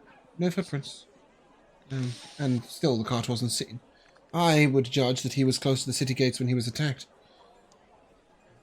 Not, but I'm no inspector or investigator. Still, strange, no tracks. And they didn't take anything. An oddity. Have you found yourself treated well in Norvenus? About as good as For we the could most expect. part? Yeah. Goods and bads. Well, that's better than the way you were treated on the road. Despicable, I say. Despicable. People really should get to know people before they judge them. Sorry if you feel that I brought that upon you. I wasn't expecting such a reaction. We're grateful for you for standing up for us. I don't understand why it was only me, to be honest. You're most welcome. I never really understood Astrium and its creation. But, well, perhaps it makes a bit more sense now. Now, for those of you who haven't remembered, Astrium is the place where it's full of people who are tieflings or other races that are mistreated or badly regarded, and they don't let humans or elves or other standard races, if you will, in at all.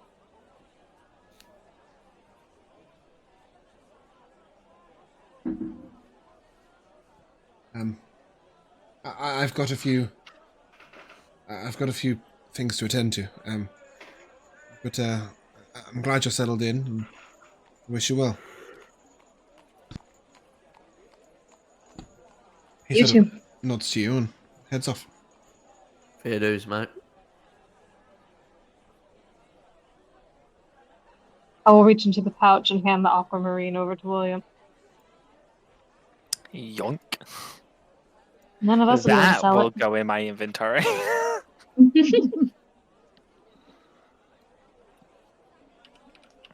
Quick comes out of the tavern with 3 paper bags, eating an apple, and holding a roll in the hand with the 3 paper bags. And he looks over at you and... You got work? You doing alright? Got a couple jobs on the docket. Not sure which one we'll take, but... Guide you to Farmer Braithwaite if you want. He's looking for a chicken. Pay him real well as well. Real well. I've looked. Yeah. Sure. Couldn't find it.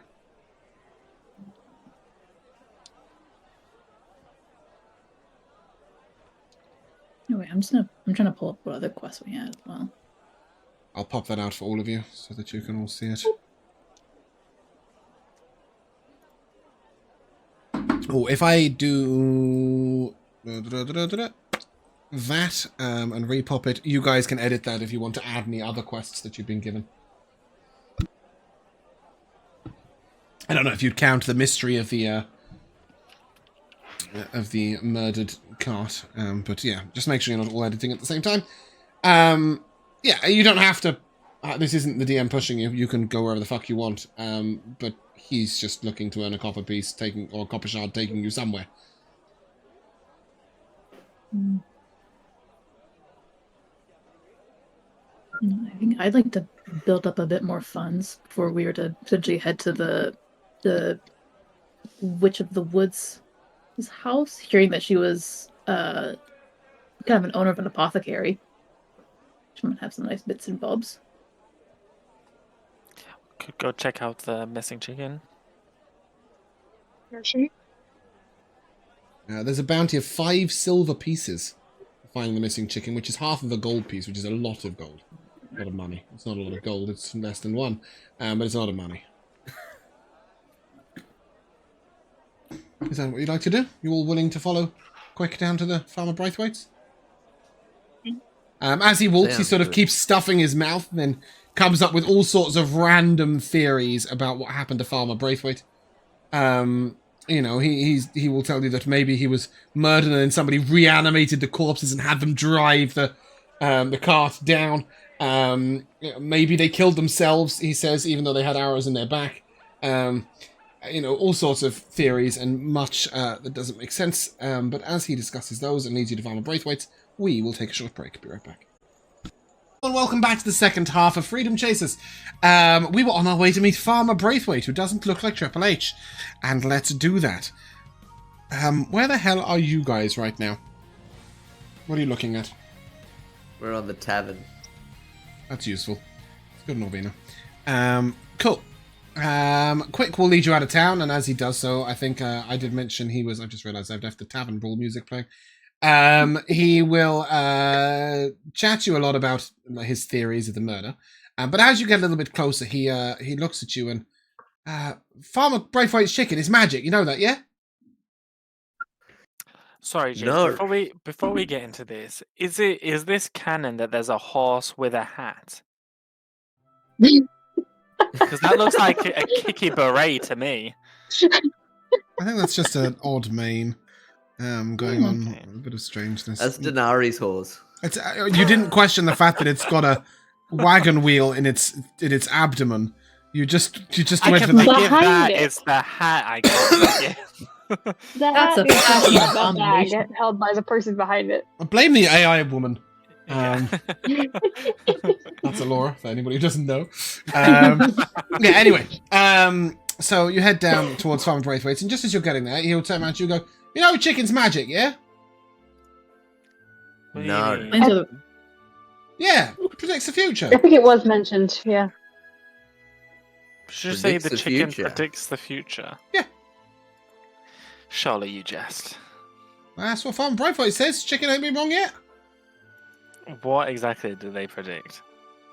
Anything that Farmer Braithwaite asks. Well, one question a night. How do they predict this? Well, best you see, I guess, when we get down there. And he'll lead you to Farmer Braithwaite's and, hey, Mr. Braithwaite, I've got these lovely people here. They're going to help you find your chicken. Mr. Braithwaite looks over and, is that right? Right then.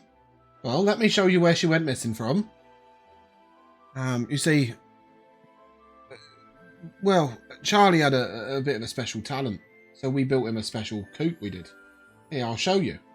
And inside the coop, is two little sort of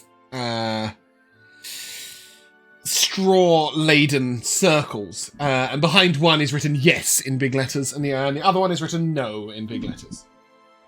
You see, Charlie only laid his egg where the right word was. Every morning, either bang in the middle of yes or bang in the middle of no.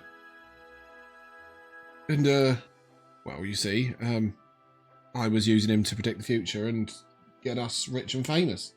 And now, well, Charlie's gone missing. Obviously, someone's stolen him for his magical talent. Right. No But sign it's of a just break-in. it's between two options. It's not. Right? So if I was to ask, is it going to rain tomorrow? Then, if Charlie sat on yes, then I know that I don't need to water the crops. Saves me time. And If I it- ask him, is my wife going to get pregnant if we do the deed tonight? And he says no, then I know it's safe clearance. You know?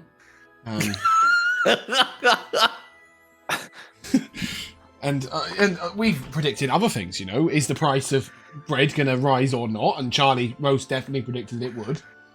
And as such, we raised our prices first, and we kept ourselves well in business, you know. Isn't that kind of a self-fulfilling prophecy? That's a lot of words. What does that mean? That is a lot of words.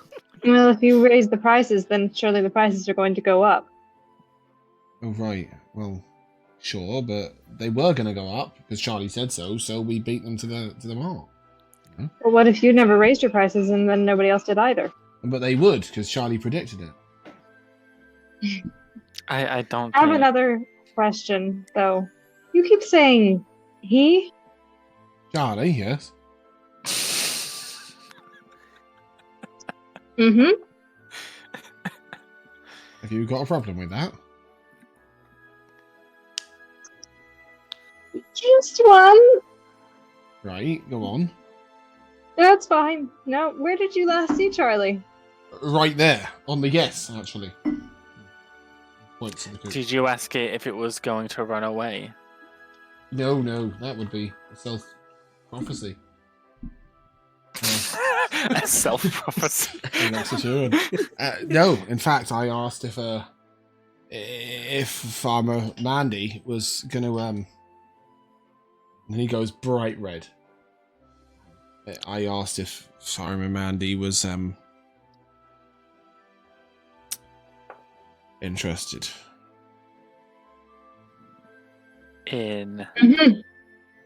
Well, you know, and I wouldn't. I'm a very faithful man, you know. I wouldn't do anything to avoid my wife, but she keeps saying nice things to me. So, not my wife. She doesn't say anything nice to me. But Farmer Mandy says nice things down at the fence when we're meeting. And I just wondered if she was, you know, interested in a romantical sense, just so that to fulfill my sense of well-being, not actually to do anything about it. And well, indeed, Charlie said yes, and I was very happy, and I was celebrating. Why was that. you very happy with that? Well, because it means that I'm worth liking, you know. But shouldn't you be more concerned on whether or not your marriage is succeeding and not some other farm girl who fancies you? We've had 4 children. I'd class that as a success. Quite enough, if you ask me. Enough of a success that she doesn't say anything Enough nice children. to you? Oh, my wife doesn't say anything nice to anyone. She hates everyone equally. Uh-huh. How does she feel about the chicken that you ask questions to? She hates it just as much as everything else in life. You can meet her if you want. She'll hate you too. Well, that doesn't change. Well, that's not going to change anything. That's people's regular dispositions on us. So That's fair. Would you like to meet my wife? Sure. Is she a suspect in this theft? Anyone. If think only it's good Charlie to- were here to answer that question. I think it's good to cover all the bases. Right. Well, we never did those. We only did first and fourth, but never mind. Come along. Rachel. Fourth base, 6. Home run, isn't it? He'll say to you as he leads you in. And then he will say, Betty, you got people to see you. They've come to help with Charlie. Oh, great. Well, isn't that wonderful? Let them in, why don't you? They'll probably be wanting breakfast. Will you be wanting... Oh, God, you're demon spawn. Whoa. We're trying to help you, you know. Well, not you. We Them. are helping you. Did you drag him in off the streets? What is this? A demon and a tramp? What are you you're doing hanging talking around with about- him? Oh. These are my colleagues. I'm so sorry for you. You don't need to feel sorry for me. You should be more concerned about what goes on in these 4 walls. What you got saying about my walls? I Sweat off my back they were. I think What a you very know what half I'm life we've saying. got. I'll set my boys on you. They're big, they are. Your boys being... All 4 of them, my sons. Uh-huh. Yeah. They'll have you, they will. I'm sure they will. You've got a right nip on you. Send them by room 3 at the Silver William, Pony. William, let's not antagonize the nice lady. You come to sort out this fucking chicken problem, have you?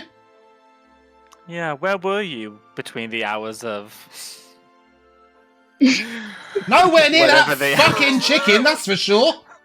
Fucking stupid thing. Whole fucking pen for one fucking chicken. Do you realise the questions your husband has been asking it? Let's please not discuss my husband being a lunatic. Are you aware of the most recent question he asked the chicken? If I hear one more thing that he's asked that fucking chicken, I might stab the person who mentions it. Okay, that rules He out the picks up her- possibility her you took kitchen it fork out of jealousy. Menacingly. Jealousy? I'd be jealous of a chicken? No. It's more to do so with Well, the I might question, be. that's That fine. fucking bastard got to live alone. Well, if you're unhappy, why are you in this marriage? If If you value your self-worth, why are you hanging around with demon spawn? Look, I'm not here to judge your life, and you're not here to judge mine. No. See, now, I let you talk because I gave you a chance, but you will not continue to disrespect my friends when we You fucking psychic too, like the are chicken. helping you. I'll do exactly what I please. It's my fucking house. Is she a human? No, Josh, she's a fucking Aarakocra. Oh, sorry, I thought I'd ping this to you guys already. You sure did, and there's more than one race that looks like humans. True. She's humanish. Okay, I need her... I don't need her to do anything, actually. I need to roll dice. Oh? I need to roll 5d8. Oh, what? Sleep. She's got 84 hit points. Shut up. Josh, you don't need to roll. Okay, good. Yeah, I will. So what this looks like is, you see like William's eyes kind of like flare quite angrily during this conversation, and you see her shadow like begin to rise like a person behind her, and you see that the shadow's hand goes to cover her eyes, and she very slowly falls backwards onto her back. But the shadow's she's in a chair, hands so she's just gonna lying go. in the chair. Yeah, yeah. But the shadow's hand stays over her eyes for the duration. Oi, you! What have you done to my wife? Betty, She's are you alright? resting. You put her to She'll sleep. she'll only be there for a minute. I just was getting a headache, and I'd rather not be. I'd rather You not put have her my to friends sleep? disrespected Can you teach me? repeatedly. No, I cannot teach you. All right. Well, anyway, so you don't think it was her? Well, she didn't know your last question, so that rules out the possibility she took it out of jealousy. Right, that's what you meant. I was confused. No, she didn't like Charlie much. Could it be one of your sons? No, they're not here at the moment. Been out for 2 days. Where are they? They've gone down to lake. To the lake? Yeah. They've got some Oh. fishing to be doing, a little bit of fishing work. Jack, they I good should life point out work? there are lakes in both directions, so they haven't gone to the lake Oh, and they're okay, going to cool. die. Okay. That map isn't going to help you. It's this map, I believe, where they've gone east. Okay, yeah, they've gone down to Virtue's Lock. Sorry, it's not actually a lake. The It's lock. it's a Okay. lock. Are they good with sword and bow? Hey, boys, they can defend themselves, yeah. Why? Okay, something to remember for later. Right, Yeah. okay. Are you planning on taking up a fight with them? Honestly, even if she tries to set them on you, they won't listen. They're good lads, they are. Kind-hearted. They won't be fighting no people over no prejudices. This is... This line of questioning has gotten a bit out of hand. Who's got out of what hands? Sorry? I think I've lost the thread of this conversation. So you're going to find Have you Charlie? seen any strange footprints around the chicken coop or anything unusual? No, not really. I went down and spoke to Charlie, as I do, and then my wife went down to the other coop, and she collected the other eggs. I always collect Charlie's, because she won't talk to Charlie. And then, yeah, that was about it, really. And then off I went, because obviously I'd heard the good news that I was all fanciable or whatever, and I thought that maybe I'd go upstairs and put on some nice clothing and see whether... Well... see whether Betty had anything nice to say, which of course she didn't. And then I went down to the yard and I picked the apples, and then I went back to wish. I went back to speak with Charlie, to give him an hug and say thank you, for making me feel better about myself and telling me good things, and then I was going to go down and chop the edges down where Mandy is.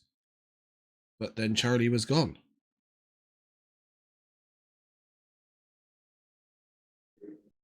Was Mandy by the hedges? Well, when I found that Charlie was missing, I didn't go down to Mandy. Instead, I went to tell Betty that the chicken had gone missing, and then I went to post a message up at the tavern that somebody had stolen my magical chicken. You should get a fucking control of that cat of yours.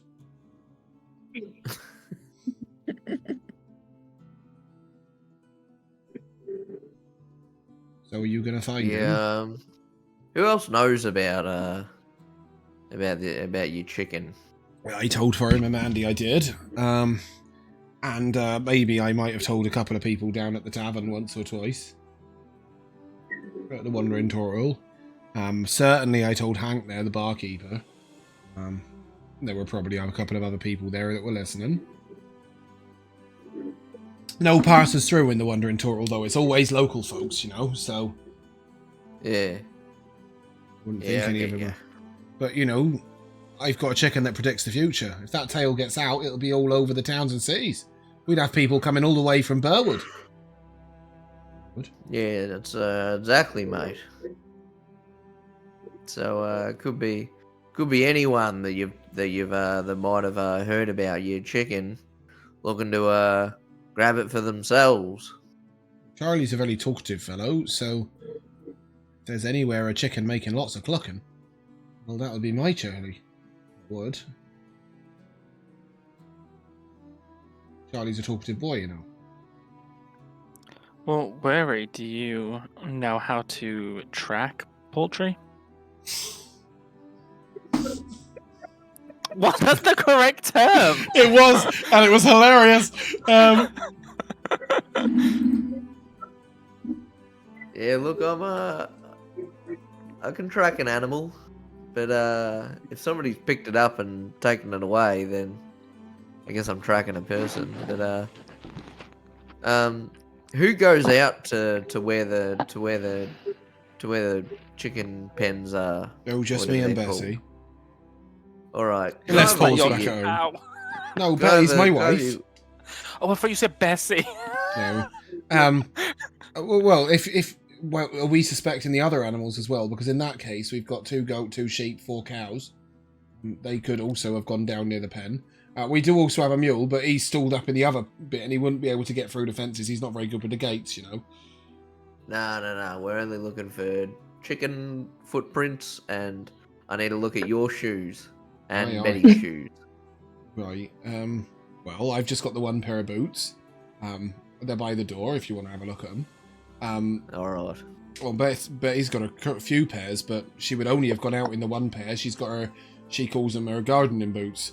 They're a bit small and dainty. She likes them when she goes down to the chicken pens and stuff. She wears them in the morning, easier to put on than the normal boots, you know. And he keeps on talking and rambling, and then he'll lead you over to the boots.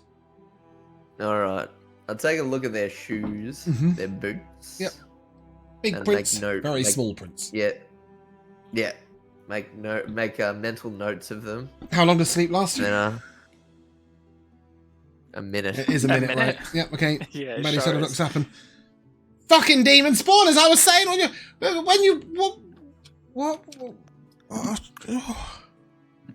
what the fuck happened? He put you to sleep, he did. That's so! You casting your magics on me! Oh, no wonder you're hanging about with demon spawn. I don't respond to her, but I give her a look that would kill. It doesn't look threatening because I've got a cat on my shoulder right now, but I promise you, it's a very threatening look. Yeah, she doesn't seem to notice him. You found that fucking chicken then? Nah, not yet. I'm just taking note of your boots. My boots? Fuck's it got to No, do with no, me? I'm just. No. I'm not. How do I explain? I need to note your boots and your husband's boots, so I can track if there's any other boots that have gone where the chicken is. I'd think that a good chicken thief wouldn't leave any footprints. Are The you best chicken explaining thief how can you did fly. it? Sorry, what did you say, Laura? It said the best chicken thieves can fly. Ah. She looks at you and, you're taking this serious, aren't you? Me? Yeah, mate. There's It's just a fucking I'm chicken, you know expecting- that, right? I'm My husband's a expecting lunatic. Some, Oh, he ain't no lunatic. I'm expecting love. some sort of reward. Oh, is that so? Ain't coming from my fucking pocket. And he's just leaning over her Why shoulder not? going, Might not come from yours, but it might come from the chicken because the chicken tells the future. So, like, you know, I can ask it a question. Jesus fuck, the tramp's a believer. Alright.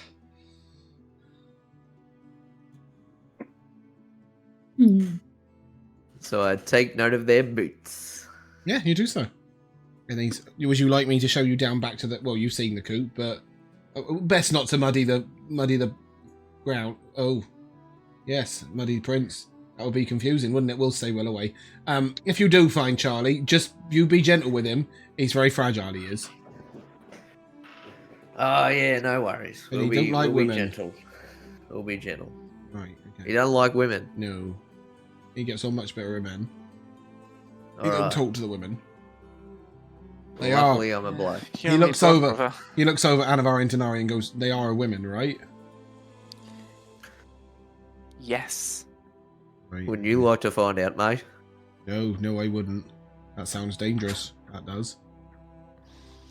If they didn't kill me, my wife would. Too fucking Is that right, I where the would. fun is? You'd have some half-demon child or something wandering around. Can't be having that. We're gonna step outside. I wouldn't rule it past that you wouldn't spawn demons. Come on, out the rest of you. Somebody take the rest of the trash out. And she nods towards both Dinari and Weary. I've been should- called worse. You should be ashamed of yourself, you vile woman. She says absolutely nothing to that. She seems unfazed. It's actually rather disappointing how lackluster your insults are, ma'am. Ma'am, now that's an insult. She looks at you and... Fuck's that meant to mean? That means you're not exuberant in your vocabulary when it comes to insulting people. Oh, fuck off! Classic. Fair. All right, I go out. We go out to the chicken coop or the chicken pens. Sorry, Paris has got me chuckling. The Farmer Braithwaite might be willing to experiment with some tieflings if they spoke to him nicely over a fence. Yeah, literally. That's what it takes. You headed back to the chicken coop, Mr. Weary. Yeah. Cool. Give me a. Gotta look. I don't know what that was. Give me a survival check. Survival. Yeah. There's an 18. Right, that's pretty good, that is. As you go down there, you can see that there's 2 sets of boots, 2 sets of tracks. Nice big pair of boots, goes down to Charlie's, comes back up, goes down to Charlie's, comes back up. Goes down to Charlie's, comes back up, goes down to Charlie's, comes back up. Loads and loads of them, over and over. The wife's boot prints, it's been muddy for about 3 or 4 days, hasn't rained as much here as it has further to the southwest. So it's kept it muddy, but it hasn't washed the boot prints away. And you see that she's gone down to the main chicken coop and back 4 or 5 times. And then there's 1 set of her boots going over to Charlie's coop and back to the main chicken coop.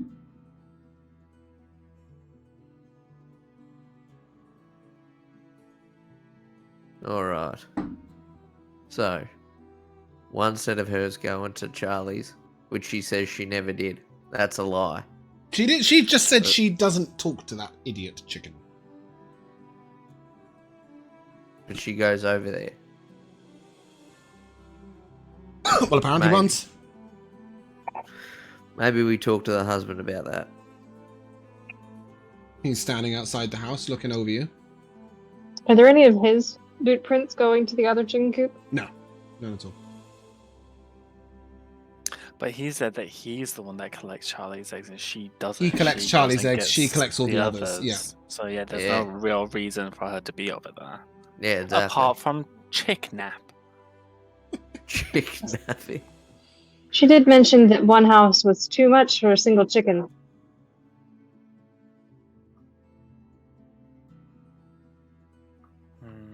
She did. So who wants to talk to the husband about He's standing there sort of what looking we out over found. you. Hey, big fella. Guy, what can I do for you? Yeah, look, I found a set of your wife's boot prints. That goes over to Charlie's coop. No, I knew it. I knew she was asking him questions in secret. Now, how do I know whether it was me or her that Charlie was answering? No, I'm What do you not think sure she about asked that, him? mate. You're not sure about that? Huh? No, no. Why not? Hold on. Right, Holden. Are you telling me that your first thought is your wife goes over to your magical chicken and believes in your magical chicken? But of course, why wouldn't she? Charlie's proved himself time and time again. Well, Never been wrong once. Do you think she's lying now? As About in, what? she says she doesn't believe. She's saying right now that she doesn't believe in the No, chicken. she put up a front like that. She would. She wouldn't want anybody else to think that she might be slightly out of the ordinary. Or do you think she's sick and tired of that chicken, doesn't believe in it, and got rid of it? Got rid of Charlie? Well, where would she have hidden him? I mean, it's a chicken. She might have just bloody... I don't want to say it, but you know what I mean? You think When's she the- might have encouraged him to fly away? When's So the last time? When's the last time you ate chicken? Oh, we had chicken for dinner last night. We did. That's all I'm saying. He looks at you and wait a second. You're right. she didn't go down to the butcher's. And he rushes over to the other chicken coop and he opens the hatch and he's like, 1, 2, 3, 4, 5, 6. I ain't Charlie! You're saying I ain't Charlie! Hey, think of it this way. Maybe you can tell the future now. But I can't lay eggs! You can do other things. I ate Charlie. How did he not see this coming? He opens the door and he goes to his wife, did I eat Charlie? And she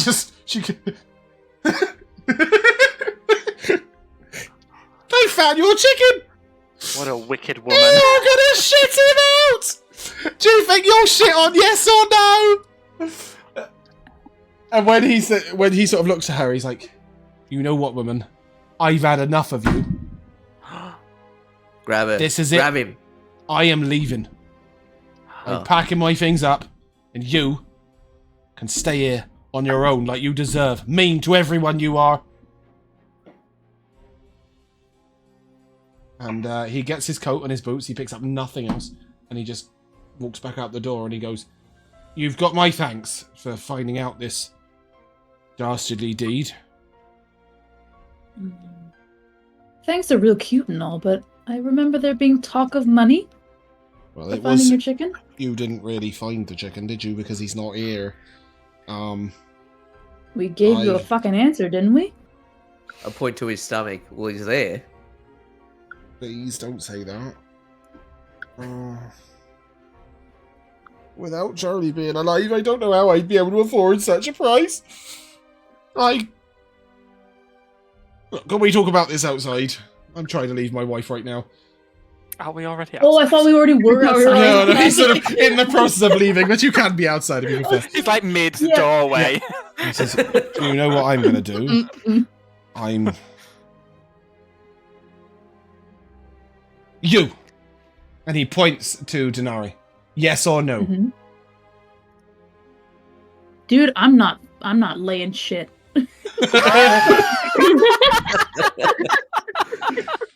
He turns immediately to Anivari. What about you? Yes or no? One answer, that's all I need.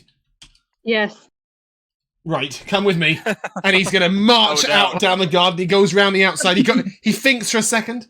He goes back. He reaches into the chicken coop. He takes a random chicken, one white fluffy hen, shuts it back in. He grabs the lead. He grabs the goat. And him, the goat, and the chicken are going to lead you all the way round to the farm that backs onto his. And he knocks on the door bravely. And a woman comes to the door. She's wearing a little bonnet. She's got a big brown coat on. And she is looking quite busy. She's got a bit of mud on her face. She's quite pretty. So he goes, Mandy, the last thing my chicken ever told me was that you think fondly of me. And then my wife made me eat him. I think fondly of you too. She was a mean bitch, and you've been nothing but nice to me. If you'd have an honest farmer to help you on the farm, I'd much like that. She looks at him and, you'd have to earn your keep, you know. You would. And if you're bringing a goat in, you're doing all the tending. I hate goats. But your chicken was right. I do think fondly of you. I'll have you. I will. Ever since my Daniel died. And then she just stops mid-sentence. She just looks over and... Who have you brought here, love? You all? You hungry? Thank you. We had a big breakfast. Right, okay.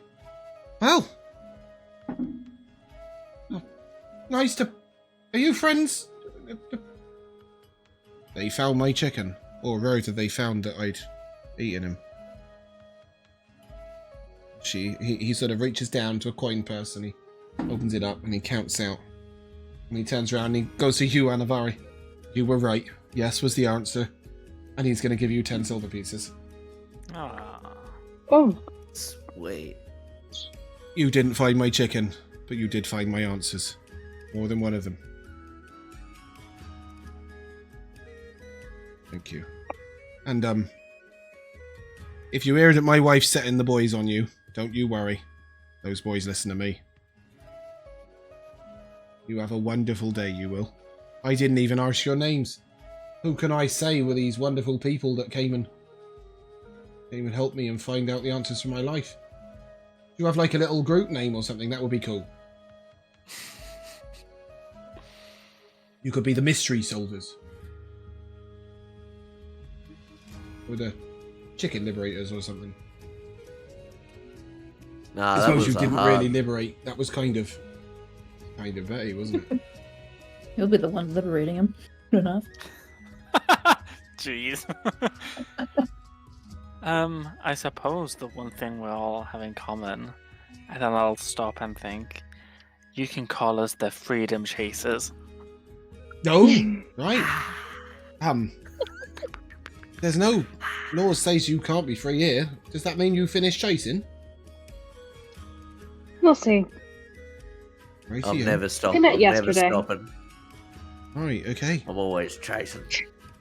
Begging your pardon, but you're standing really still right now. I'm running in my mind. My mind's racing. That must be tiring. Thank you so much, but me and Mandy have got some talking to be doing. And I don't think she wants this goat in her kitchen. With that, he sort of picks the goat up bodily.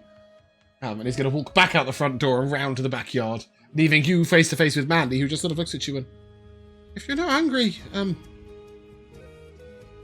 back when you are. No worries, I'm love. thinking about opening a cafe. I wanted to know what people thought of my luncheon food. She's going to ramble until you walk away. We'll Well, be in so long tomorrow. now. Good luck with the bakery. Right, thanks. Cafe, not baker. Do I have to bake if I've got a She just carries on. You may take 35 experience points Ooh.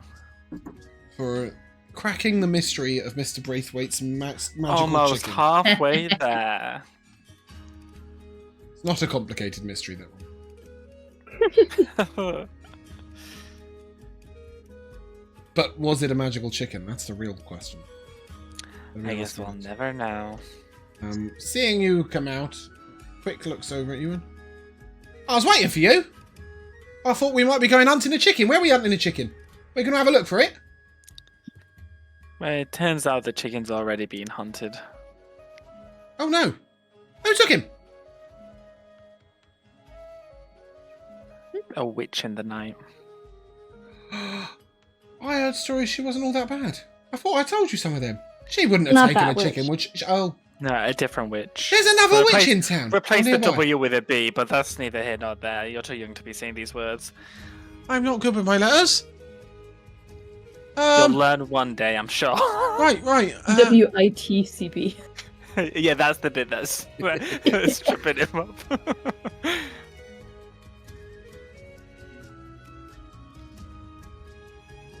He just Can we walk in sync, stares buddy? into the sky, stop Yeah, still. let's, So that- let's march as we think. Where are we going?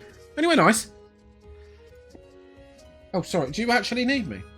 If you're just going back to the tavern, I can. Battery low. Your battery's low. Are you running out? Anivari might need a nap. You guys? What else have we got on the agenda? Oh, you've got an agenda. Okay, you- I've Got one. updated the quest. So the vermin problem's on hold. We still need to look for. We need to venture into the forest for Lady Genevieve, and we still need to find out what help Julie needs. Okay. You don't want to deal with the vermin problem today. You want to We have to Well, find- if we did venture into the forest, we might run into North. Yeah. Yeah, that's true. Kill two birds with one stone. Well, Okay, three I birds, suppose because we then we'll go- get the flowers for dye as well. 4 birds if you count the dead chicken.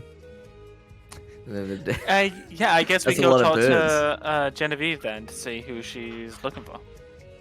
Oh, I'm not allowed to take you up to Lady Genevieve. Up at the castle. That's where you need to go.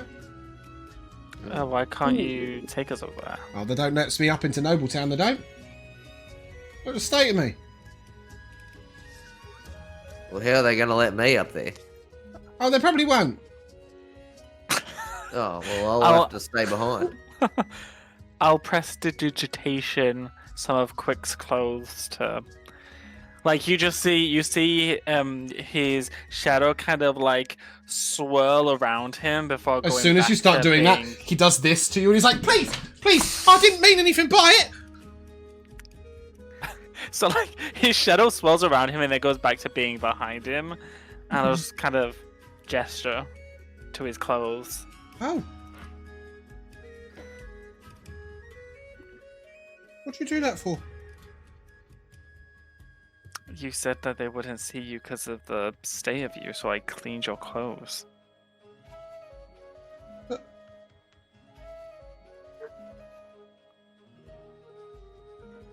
They still lost. They still feel the same.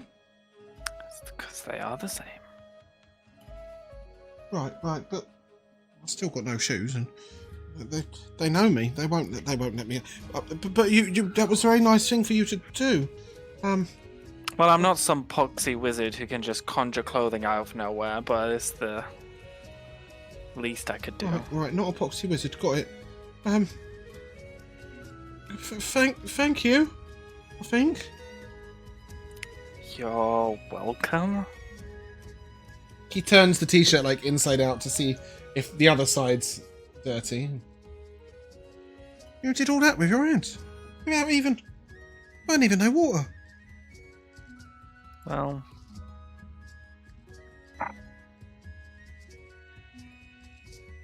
Begging pardon. Castle's up the hill on the left. I gonna go down to the river.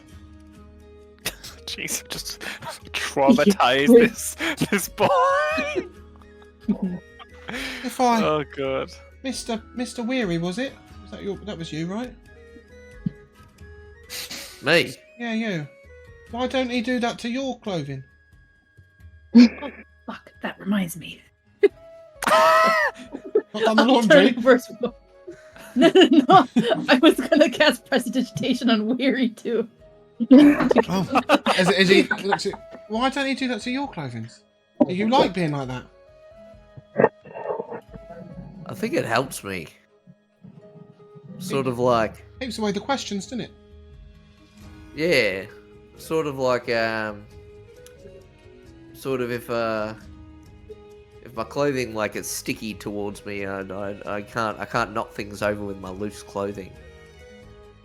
But it also gives me like freedom of movement. It's a weird sort of like symbiotic relationship I have with me clothes. You're weird. He says, and then he looks back at you and... standing behind, nodding along, agreeing. Thanks, mister.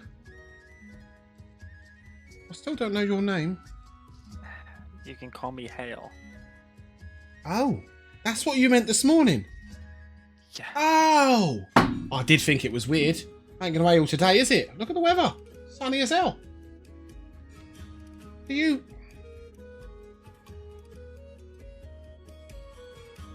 do this all the time? Clean people.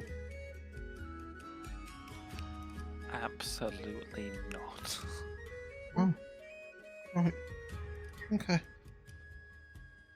What, is he a human? Yes.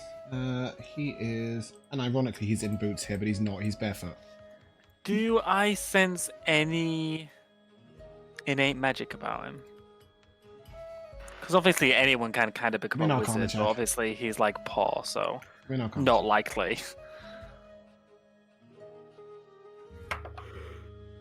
A 15. You don't sense anything magical about him at all. Though, as you sort of look at him intently, you do note that he seems out of place. That could mean so many things. Yep. I will keep an eye on him. Something about him strikes you as a little unusual, but you're not sure what. he cannot sense anything magical at all. He's secretly a Hoover, I understand. Because he's Henry the Hoover. He's fucking No, quick. he's He's not not Henry. Henry. He's quick. Wait, but Henry's the other halfling boy that works at the tavern. Man, adult. This is quick. He's a child. He's a human child. You haven't met Henry, except very briefly when he served you a drink. okay. Are we done? Yeah. Thank you. Lady Genevieve's very nice. As he That's runs good. off. As he runs off and he's like out of earshot, I'll just like not whisper but quietly say to everyone, there's something strange about that boy. Something not quite right. Like what? Well, if I knew that, I would tell you. All right. We Well, should keep an eye on him. let's head on then. Where are you heading? To Lady Genevieve. Okay. And I'll stay back. So there's a nobles No, you area. won't come with us. There's a nobles area. There is a separate walled part of the city that walls off the nobles area. And standing in front of it are two guards in burnished plate mail armor, no helmets. No helmets. If you look very carefully, where you will note their helmets are resting sort of on the seats that they're standing nearby. They have seats. Quite a warm day. Yeah, there's two like raised. They look a bit like bar stools, really. But they're not. They're not Okay. sitting in them. They're standing. Yeah. I'll approach. It's gonna look- Absolutely not. You here to report a Excuse crime? me? I am not, no. Is that your business? We wish to seek audience with Lady Genevieve. Absolutely not. Oh, why is that?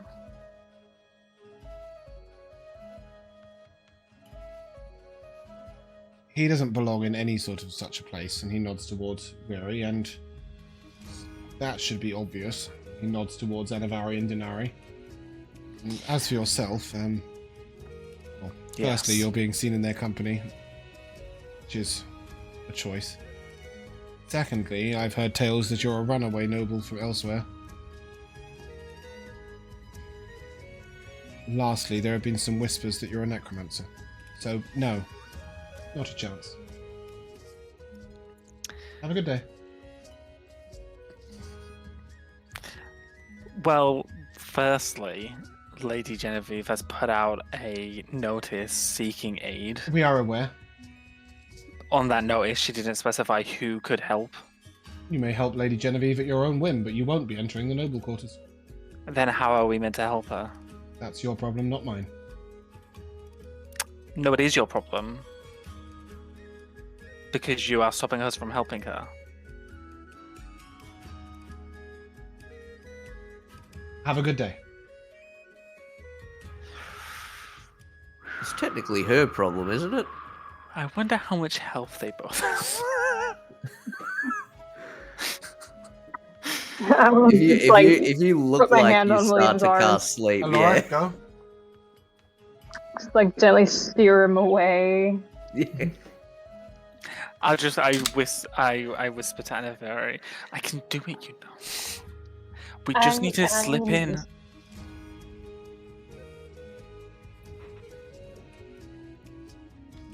Perhaps we could find somebody to send a letter. Or we could find a different job.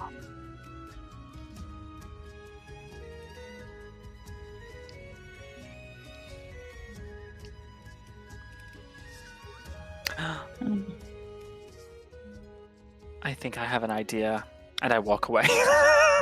As you walk away, with the rest of the party following you, I would assume, you see a man sort of huddled in a in between two quite close together houses. It's not even an alley; it's like too narrow for that. He goes, "Tssst! Oi!" I will go over. Slip you in for a gold piece if you want. How exactly would you do that? I'm telling you.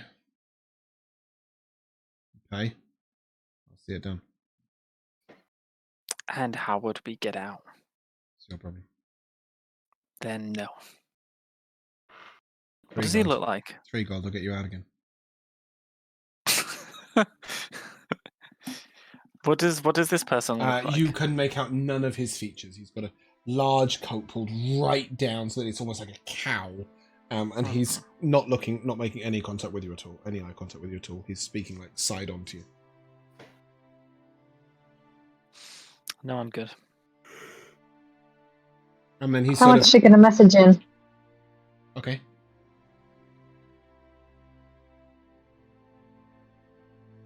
Sorry, Laura, what did you say? How much to get a message in? Oh, I thought you said I'm actually going to message him. I was like, all right, I'm waiting. I said, I'm not a postman. And then with that, he sort of swells his coat and he's just gone.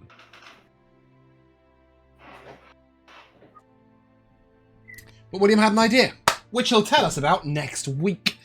If I remember. But that is where we are going to come to an end.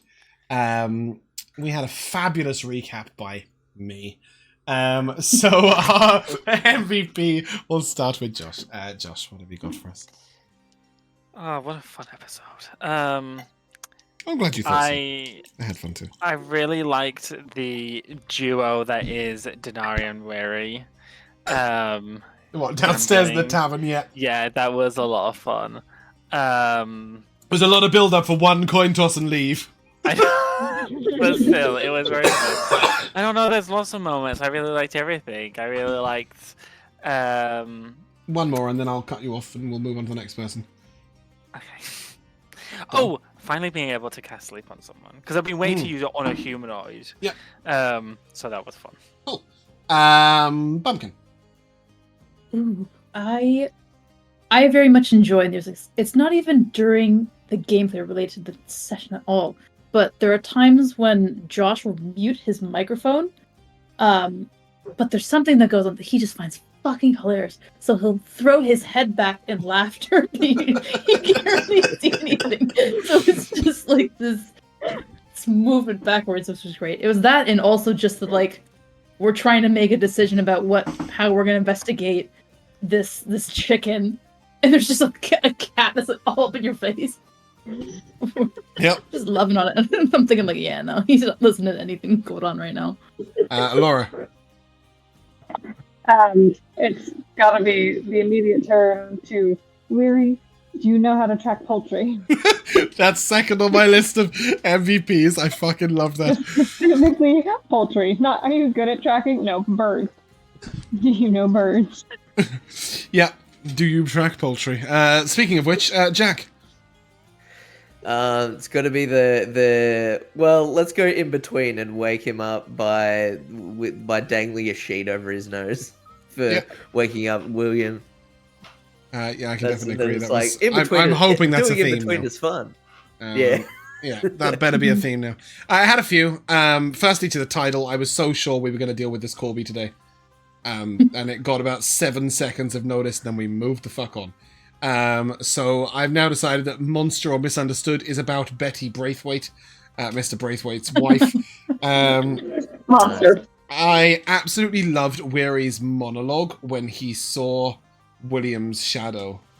His little monologue to himself of what do I do? Is this real? Am I dreaming it? Blah blah blah. And then shall I wake him up? And then in the end he just burst in. He was like, "Is it gonna kill me?" Which is fucking brilliant. But my absolute MVP for the session, and D6 worthy, was I'm not laying shit. Fucking beautiful. He was like, yes or no? You were like, not laying anything. That was rather amusing. You can all add 10 experience points. Difficult to tell you what. But you made contact with somebody who offered you a way into the city.